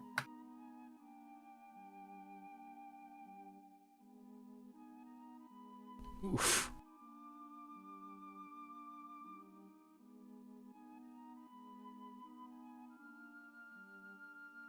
Tox, you spot it heading to the south. It is above the mist, sticking very low just above it. A How large far away black is it? shape. It's probably between 100 and 200 feet. Okay. There it is. Again, you all move as one group, closing in on it. It can't match the speed of the vultures or the hippogriffs. And you quickly close to within 100 feet.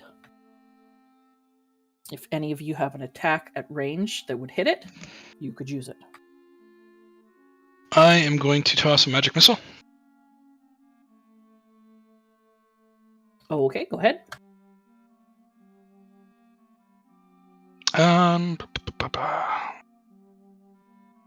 Let's just go all out on it. Balls to the wall, and And it has a 100-foot range. 120 feet. Dang. Awesome. So I'm just trying to check charges, make sure I.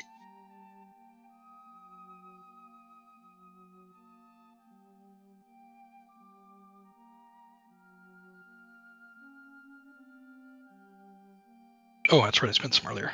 We'll do level 4 then.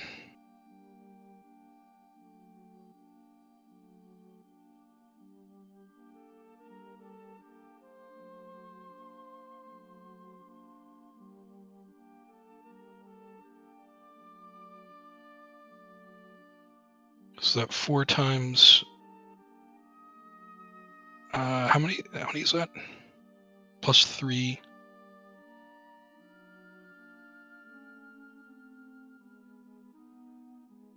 Poker, what's the base count for magic missiles? 3. The base So is 3. 6, 18 damage? Sorry, 4. So 6 to 4, 24 damage? 24 damage.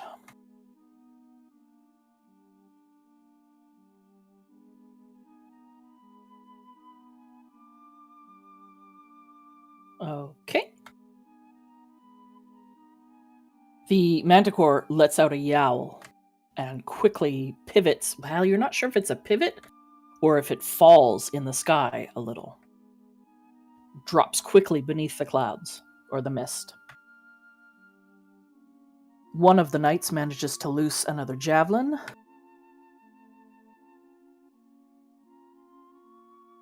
And that is a hit for another 8.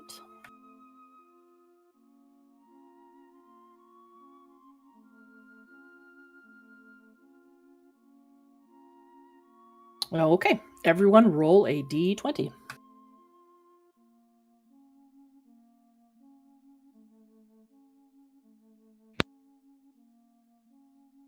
Whoa!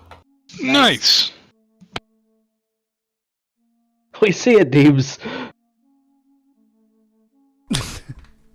The two of you, your two formations, You both spot it at the same time and catch it sort of in a pincer move, both approaching within 50 feet of it. You can make ranged attacks if you have them. Because of 2 natural 20s, all 4 knights will get an attack.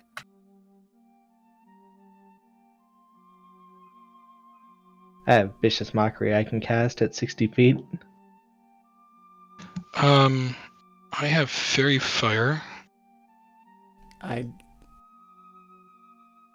so I can cast Fairy Fire on it, which will give everyone an advantage. Do we need to do like a roll order? Just give me 1 second. So 2 of the knights managed to hit, 2 did not. One of them is now out of javelins.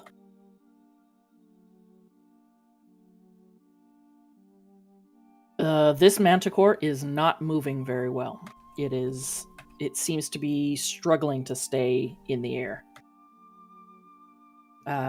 Tox is casting Vicious Mockery. Just start yelling shit at it. What is the roll that he has to make? A wisdom save. DC 12. You got a 21.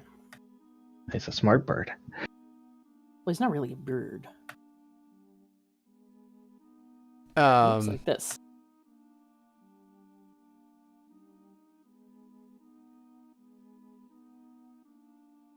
He's a big sort of lion with a massive spiked tail and almost bat-like wings.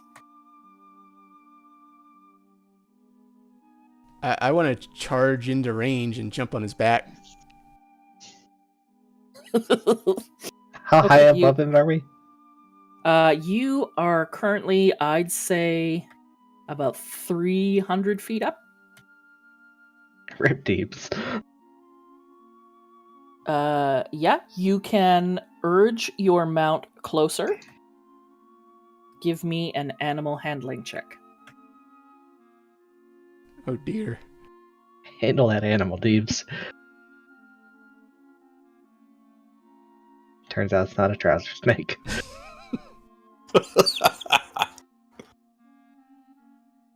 Your hippogriff, he fights you on this. Doesn't really want to get that close. It knows that the length of that tail is quite extensive and does not want to get hit with it. So it does not move closer.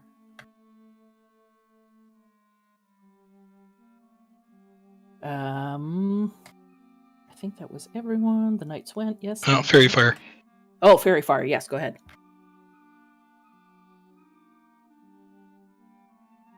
Dex save, okay.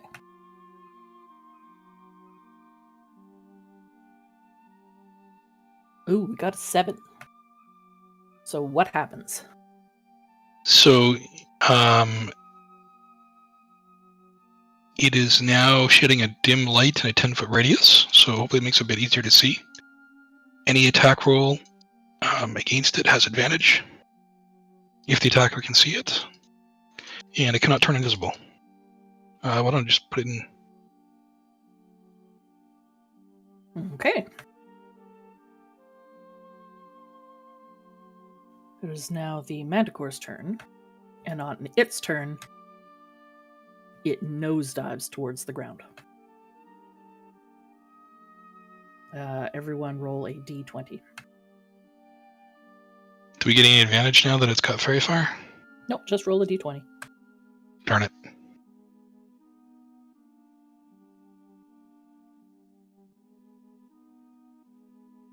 You all move as one to go after it, but because your two groups are now very, very close together, 300 feet in the air, there's a bit of confusion in how to approach this thing. So it takes you a couple of seconds before you all begin to dive down after it. It breaks through, you all break through the mists and rapidly approach the valley floor.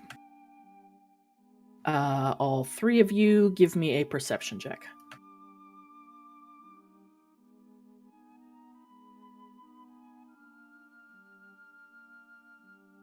I was like the eagle. Moss, you quickly spot it. It has landed on the ground. And I will move you all to the map.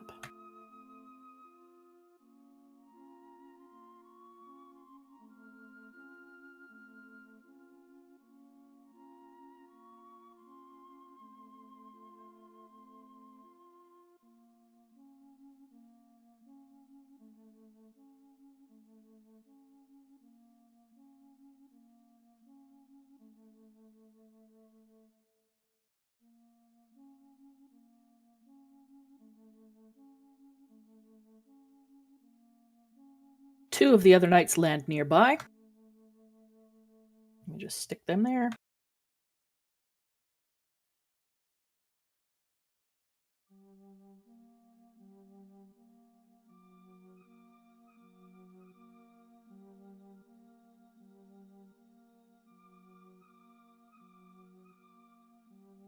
All right.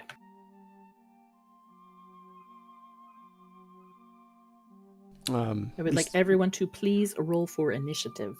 We still see the tower map. Oh, I haven't moved you characters.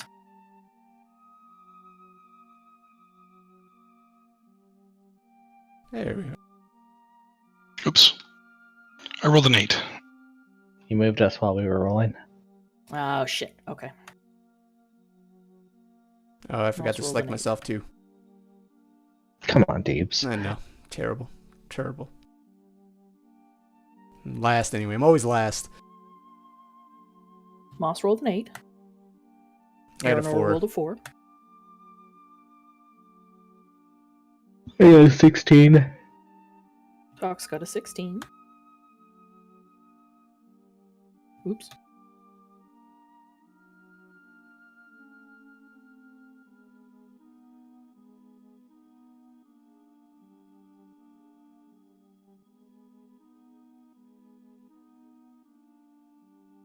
Roll for the Manticore.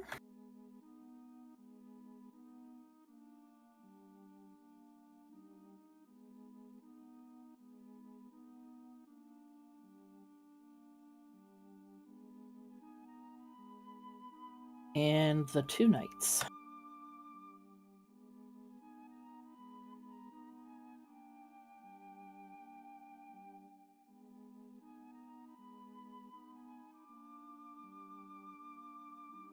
They will both go on the same turn. All right. I had 16, not 13. I don't think it matters, though. Oh, okay.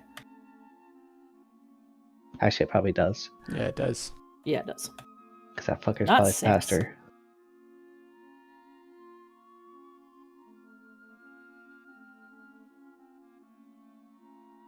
Aranor, negative first. Mm-hmm. Okay, let me put them in order ascending. Nope, descending. All right.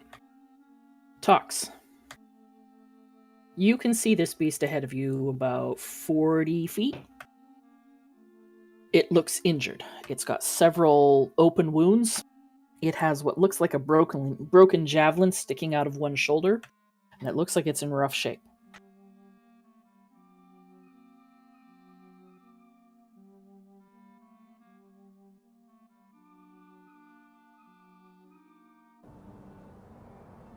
And how high is this rock here?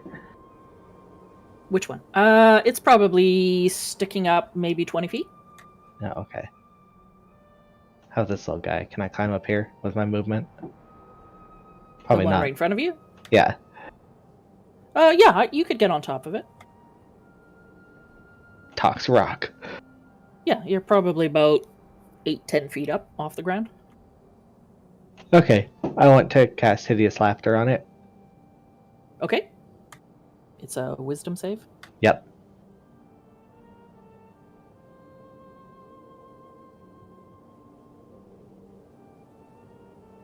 That is a 16.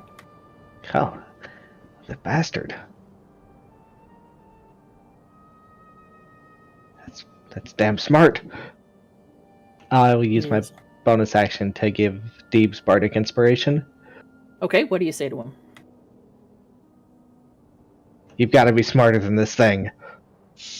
Well, no, this thing's pretty smart. It's actually Don't more ask him to smart. do the impossible.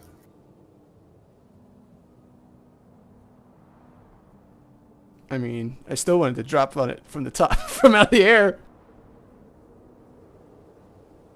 You wanted to drop on it?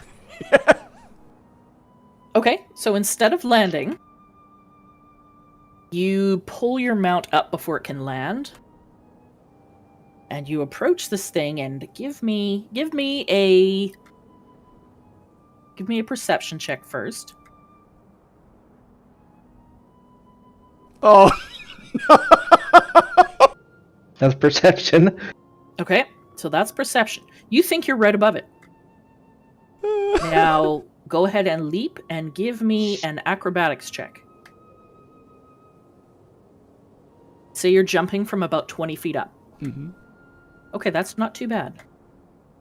So this is happening before or after my turn? I know. I'm last in initiative, so That's last, but so we'll deal with that on his turn. okay. The rest of you are all on the ground. Aeronor, I'm just going to move you for a minute. Okay. You're over there. Tox, it is the Manticore's turn. Well, the reason I ask is he would have Bardic Inspiration that he could use if he wanted. Oh, he wouldn't get the Bardic Inspiration then. Okay, that's what I was asking for. Yeah. So you could give it to Moss or one of the knights, or yourself. Oh no, you can't give it to yourself, can you? No.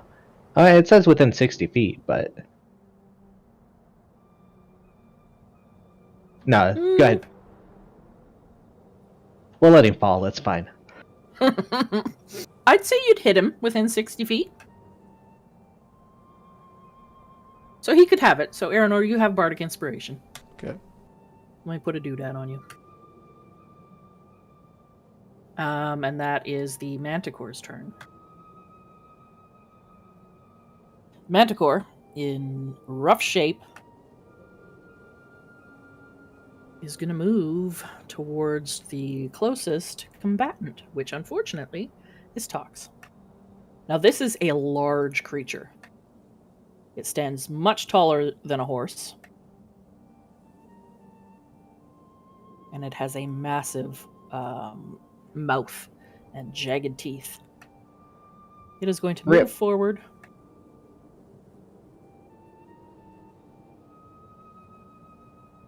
Right in front of you. That's too close. To right in front of you. And it is going to swing its tail around. Uh-oh. The tail spike.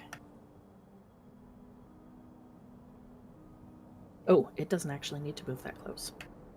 It is going to move just a little bit.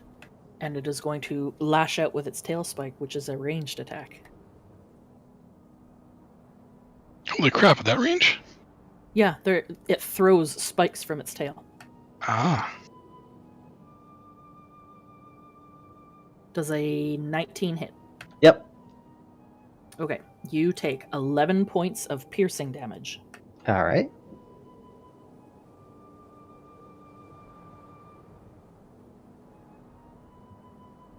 It is then going to move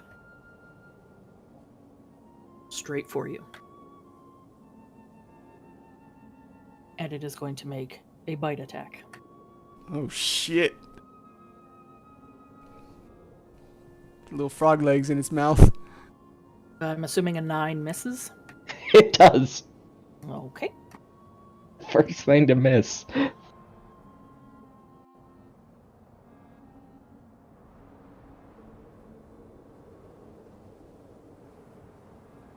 It's going to go for another bite.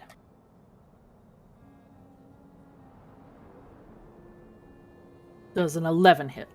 Nope. So after having success with its tail spikes, it moved in hoping to finish you off. But unfortunately, you were maybe too quick and nimble, and just it wasn't able to bite you. That brings the 2 knights up.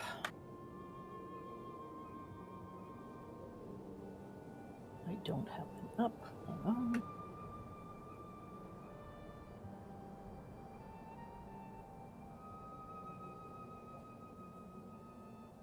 The first one to the north here will make a spear attack. He's going to throw his spear at it.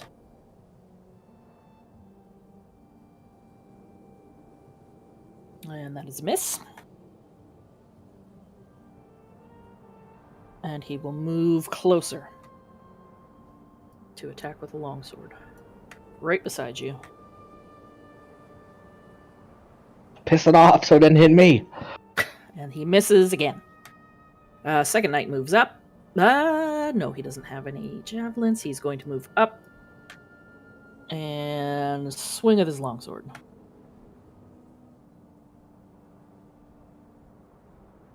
Fuck. That's a miss.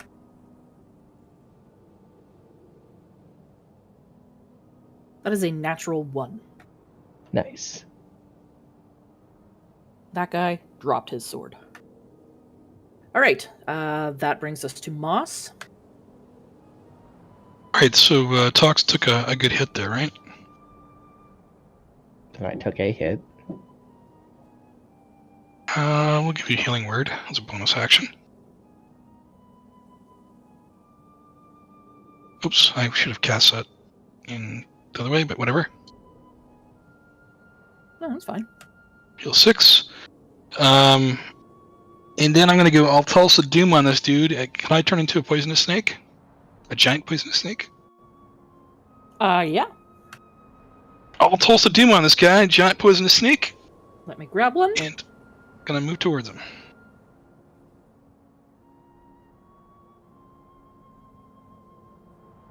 Giant poisonous snake.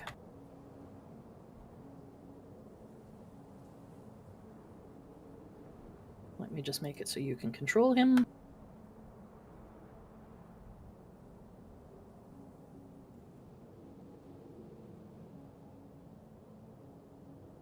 Okay. Put him where you'd like. Yeah, I'm going to move, let's see. Where can I get to? I will move kind of kitty corner to that net, I guess.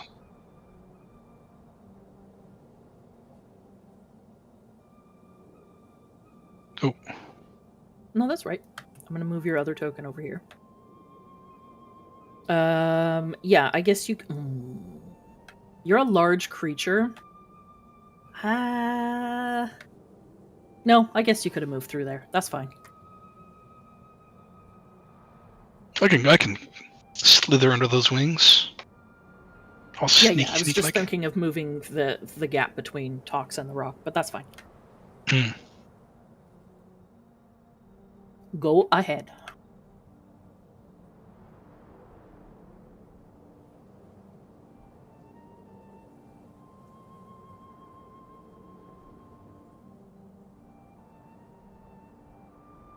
I get on, I guess, like there.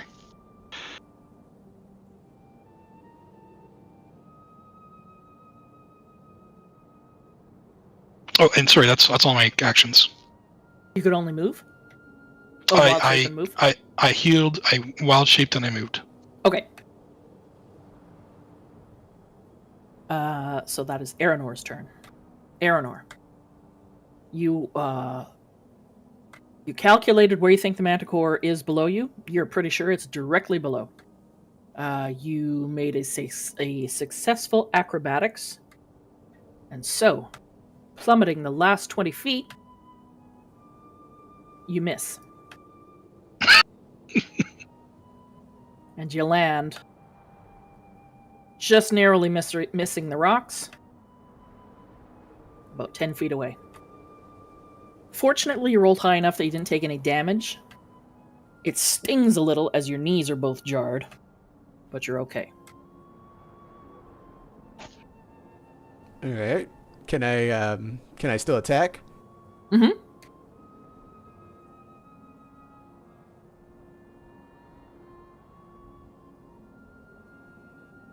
Alright. You wouldn't have your full movement, but you could definitely move up to it. Yep, I'm gonna move up, and I'm gonna take a swing at it. Mm-hmm.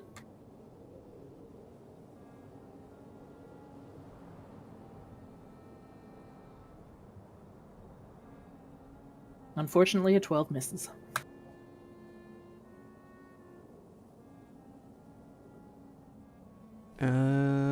it. That's it. All right, Tox, it's your turn. Oh, yeah, sorry. You know what? I forgot. Fairy Fire's still active too, right? Or is it gone? How long does it last? 1 minute. 1 minute, I think. Yeah, it's still up. So we get advantage on attack rolls. Okay, I will let Aranor roll again. But not all pretty that. much- That's fair. I yeah. forgot. Yeah, so Aranor, go ahead and roll again. Uh-oh. Uh-oh! That is a crit. That is a crit. And I'm going to So- Divine Smite. Of course you are. Oh, Jesus. So roll your damage and then add max longsword damage to it. Nice. And then... Here's the Divine Smite damage. So that would have been, what, 19, because it's 8. 32. Yeah. You walk up to this thing, and you take a mighty cleave with your sword, slicing deep into its neck. The thing lets out one last roar before collapsing in a pile. Dead. Huzzah! The other two knights come to land very shortly after. They all give you a cheer, congratulate you, pat you on the back. Job well done.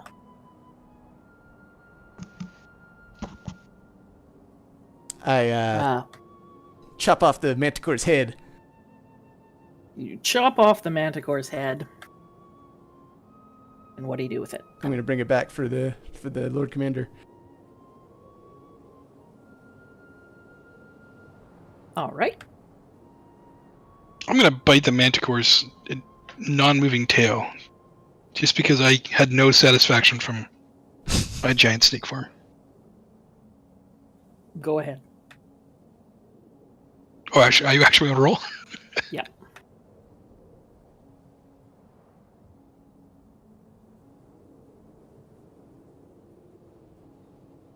I guess I'd be with advantage. No, you don't get advantage. Only Aranor. Only Aranar. What? It's dead and unmoving. You can have advantage. Fucking pride. You bite it real good, right in the tail. I'm not letting go. I'm just sitting there with a big snake. Fortunately, there are spines all down the length of this Manticore's tail. And you get one lodged right in the roof of your snaky mouth. And you take 4 points of damage. Giant poisonous serpents don't care.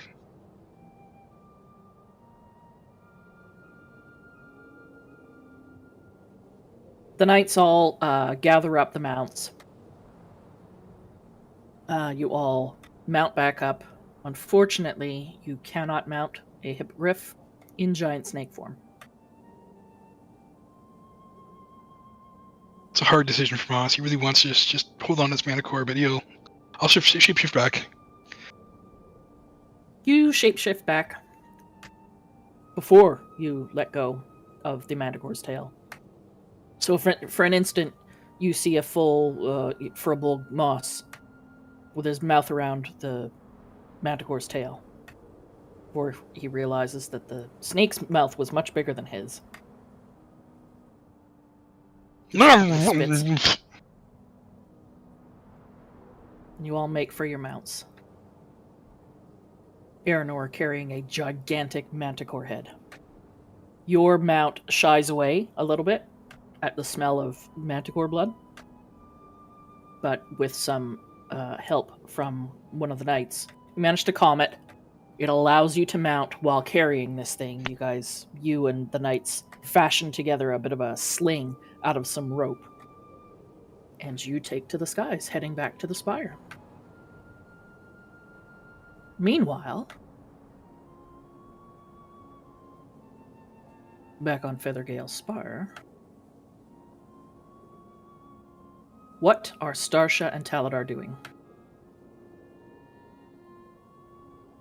Well, I had a thought to do a little sneaking around, unlock some doors, and see what's behind them. Starsha, I noticed you did something already. Find anything interesting? No, because I couldn't really investigate. The acolytes were in their room. Well, there's other doors, right? Mm-hmm. What you know is that the Lord Commander and a couple of other knights headed up to the roof of the pinnacle to watch, to see if they could, keep an eye on the combat and the hunt. So there are very few knights and acolytes left. In the dining hall, there is 1 or 2 acolytes. On the first floor, there is 1 acolyte that you notice in the kitchen. And there might be 1 or 2 others throughout the building, but for the most part, they've all either gone to watch the hunt, or they're busy at other tasks. Well, I was thinking we maybe start at the highest floor and work our way down.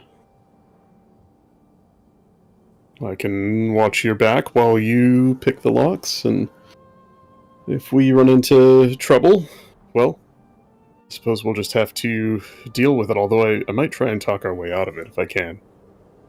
Under the pretense of looking for a quiet place to transcribe a spell scroll. You Sounds were like a told plan. that you had free reign of the place as well.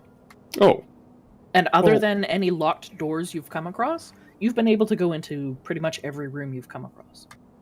then yeah, I want to go up to the top floor, not the outside, not the rooftop, but the floor below that, start there and work our way down. Okay. Let's move you there first.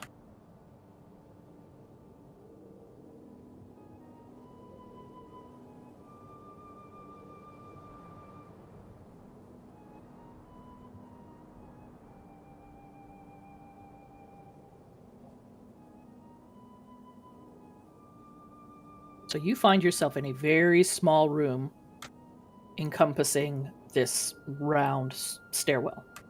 There are 4 doors to the northeast and west and southeast and west. Savra would have told you that the Lord Commander's quarters are on this floor. Yeah, that's what I'm after. I want to see what's in his desk.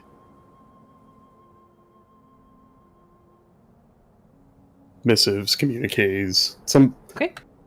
Taladar doesn't trust, especially human organizations. He thinks they're all full of shit and corrupt and up to no good. So, he doesn't know anything other than these feather-robed individuals are a little weird, and don't match up with anything in the book, the history book. But, I don't know. This doesn't seem right. Okay. Pick a door.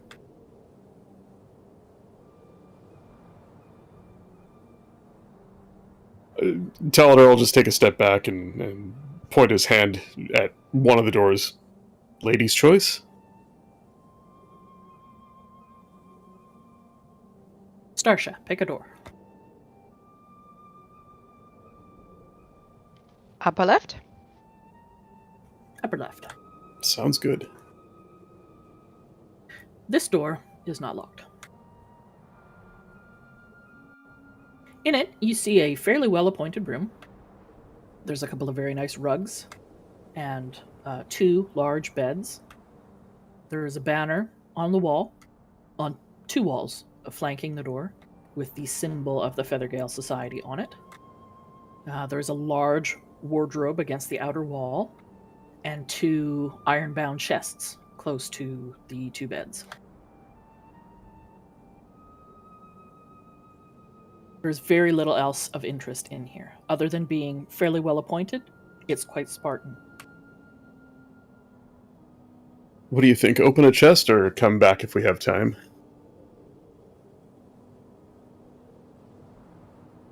I mean, it should be quick too.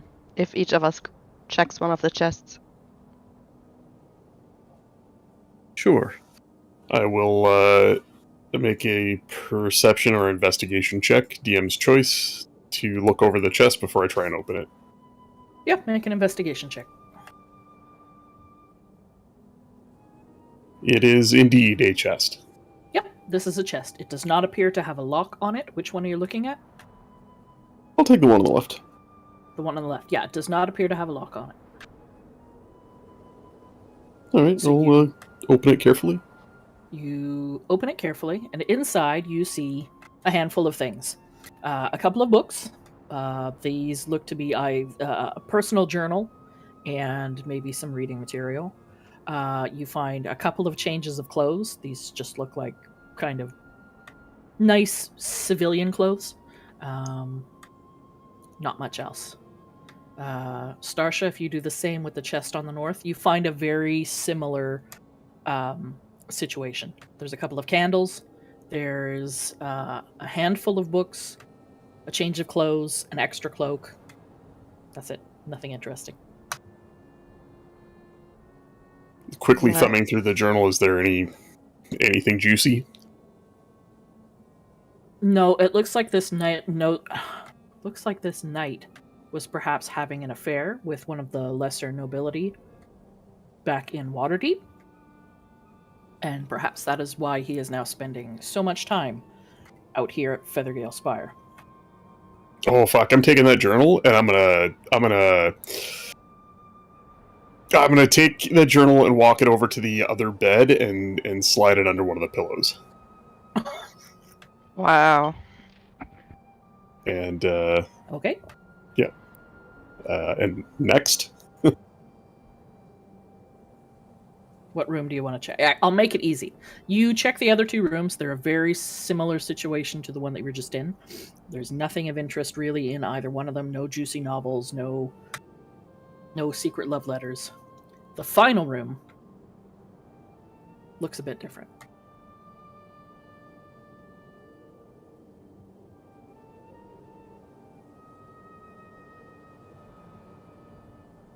This room has a large double bed, but it also appears to have a large writing desk, a couple of large potted plants, a comfortable armchair, a large patterned rug, and a gilt-framed painting of what looks like the Lord Commander maybe in younger years, mounted on a hippogriff. all right. At this point, I decided I'm gonna buy the Earth and Grasp spell scroll. I do not actually have the additional 100 gold to transcribe the spell at this time. But I'm gonna walk over to the desk, slide out the chair, make some room, shuffle whatever's on the desk to the sides, unroll the scroll, open my spell book to a blank page. I do have, a quill and ink bottle and stuff. I'm gonna, in case somebody walks in, I'm gonna quickly make it look like, I found a desk and a quiet room, and I'm doing wizard stuff. Okay. But as I'm doing that, I'm going through the contents of whatever's on the desk, if there are any drawers, having a look. Okay, first, make a deception check. This will set the tone if somebody happens upon you. Okay. And now make an investigation check. You're checking out the desk, you said? Yes. Yeah, investigation. Yes, that's what I wanted. Natural 20. That's very good. So on the desk, there is a stack of parchment. There's a couple of bottles of ink. There is a small, looks like a silver jewel box, cigar box.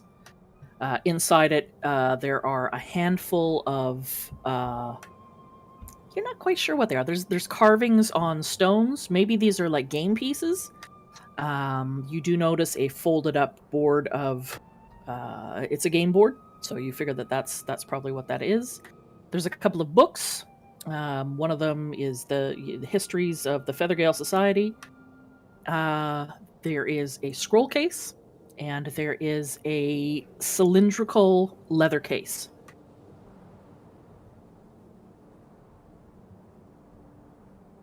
Oh. Well. Yeah, and the cylindrical leather case is not, obviously, it's something other than a scroll case.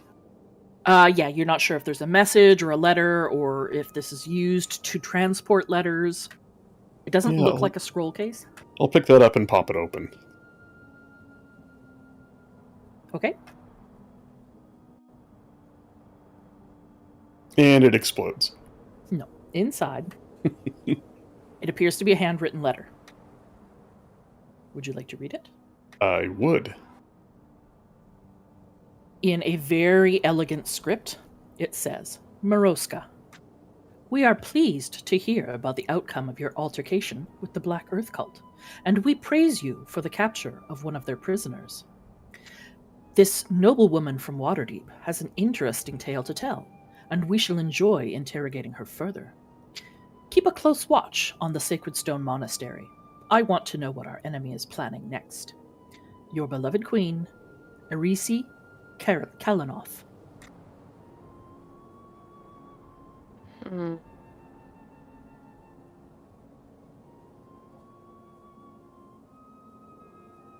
I will clip it and put it in Discord.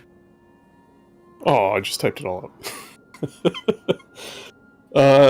This is too good. You know what? I'm gonna make a. No, Aranor needs to see this. He needs evidence. I am going to.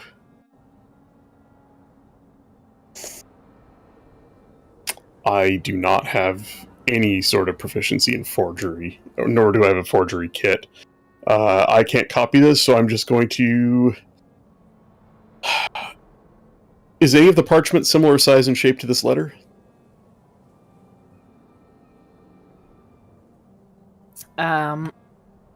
There is parchment on the table. It's similar, but it's not the same thing.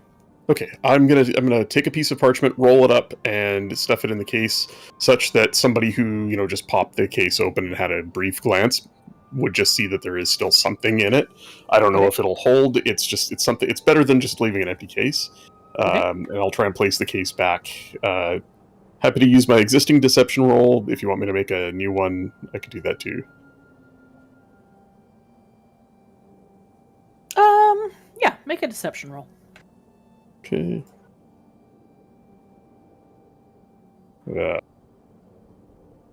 So yeah, hastily stuff it back in there. I'm not going to take any of the other stuff. If the game pieces look like game pieces, yeah, they look like game pieces. They're very well carved, very well made, but yeah, I don't really want to tip our hand with anything else. So I am going to. I'm going to take the fucking thing and I'm taking the message case and I'm going to put it in somebody else's room. Okay. In their chest. Just a random chest. And then as I'm doing all this, Starsha, is there anything else of value in here? I found something good. You should read this as well, and I'll hand it to her, and I intend to give it to Aranor immediately. But you should read it so that I'm not the only one who's seen it. There is also a large wardrobe and a large chest by the bed in this room. Yeah, I was gonna check the chest while he's checking the desk. Okay, go ahead and check the chest. Give me an investigation check.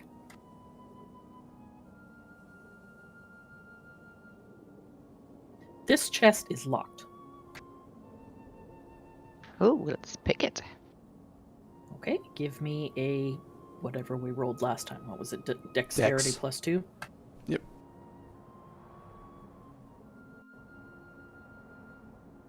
A 17. That is enough to spring the lock on this. It pops open, and you can now open the chest. Inside, in addition to clothing, a handful of personal effects, this chest also contains 320 gold pieces in a sack. Woo! There is a potion. There is a scroll there is 2 scrolls, actually, and 2 health potions. You're not sure what the other potion is. You think you could probably show it to the wizard in the group, or possibly the paladin, and they might know. But there are 2 spell scrolls. What are the spell scrolls for? Without... give me an Arcana check. We'll see if you can tell what they are.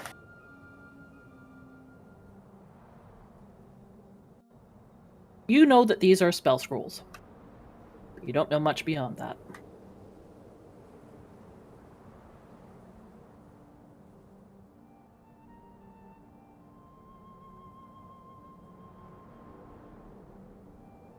Do you share your findings with your partner? Yes. And are you taking everything? Would that be suspicious, though? The more that's missing, the sooner he'll suspect. But shaking the letter in my hand, I mean, I'm already taking the most important piece, so this either leads to a confrontation or a quick exit for us. I don't see any other way to this. I think Aranor needs this evidence. I don't think our word is enough. Simply because he'll need to show this to others.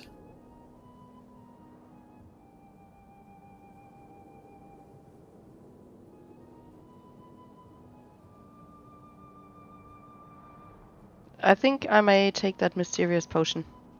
You're going to take the potion and leave everything else? Okay. Teledor, can you tell what these scrolls are? Talador, make an Arcana. I can have a quick look. Glancing at the scrolls, Arcana check? Yeah, Arcana. Dirty 20. Okay. You can quickly tell. Let me just pull it up.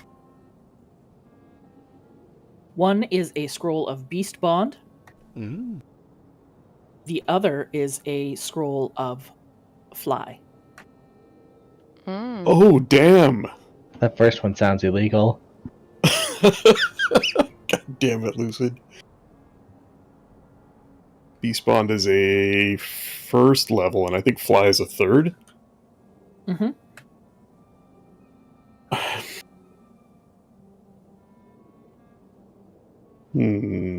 I don't know if... I'm not sure if I'd be able to identify Beast Bond, because it's Druid Ranger only.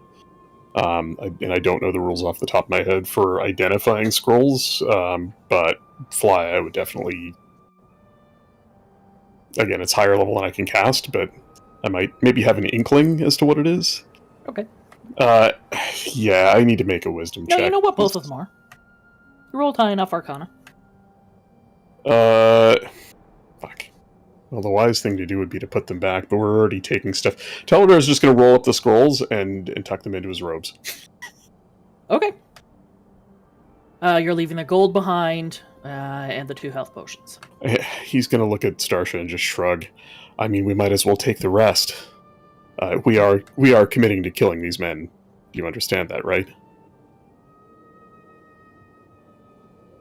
While you are saying this, you hear a commotion coming from above.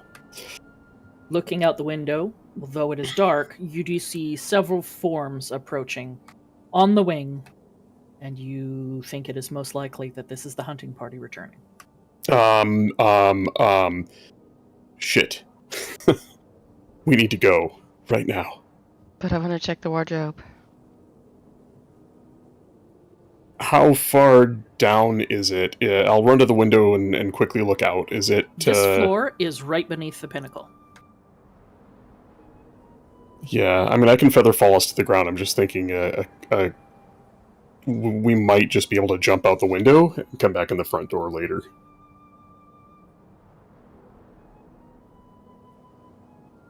I doubt the first place he wants to go to is his room. He'll want to talk to the hunting party. Right. Well, You are Um, beginning to hear heavily booted steps on the stairs. Whatever you're going to do, you need to do it in the next 10 seconds. I'm out Right, the I'm taking the window. wardrobe. I'm yanking the door open.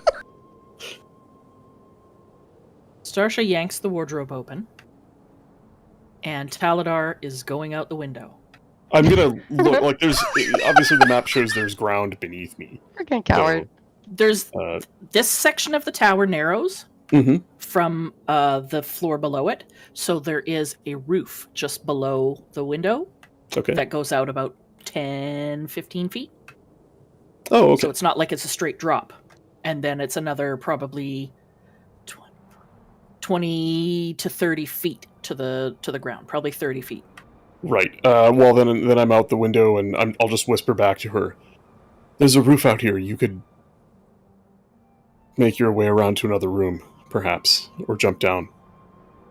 And then I'm gonna go, and I will run to the edge and making a, I guess, perception check to see if anybody sees me.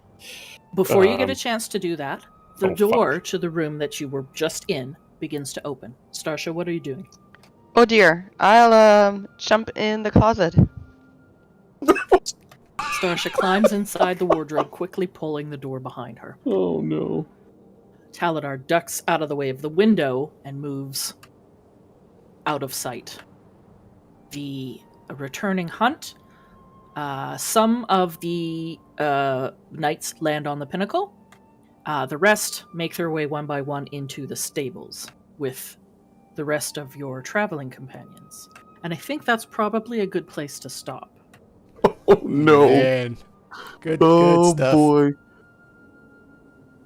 So we'll end there with Taladar out on the roof. 450 feet up from the from the valley basin. Starsha hiding inside the Lord Commander's large wardrobe.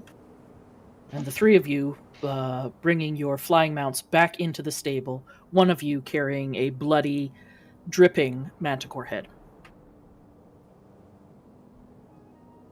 And Awesome. one of them still massaging their Their jaw. mouth. So Talador is out on the roof in plain view of all the returning party. I Well, mean, you know that they've landed Yeah. because you heard people coming down from the roof. I made a perception check when I stepped out, but not until after I stepped out. So we'll see if I notice if anybody noticed me. You would have just seen the last of the hippogriffs probably pulling into their stable slots. Yeah,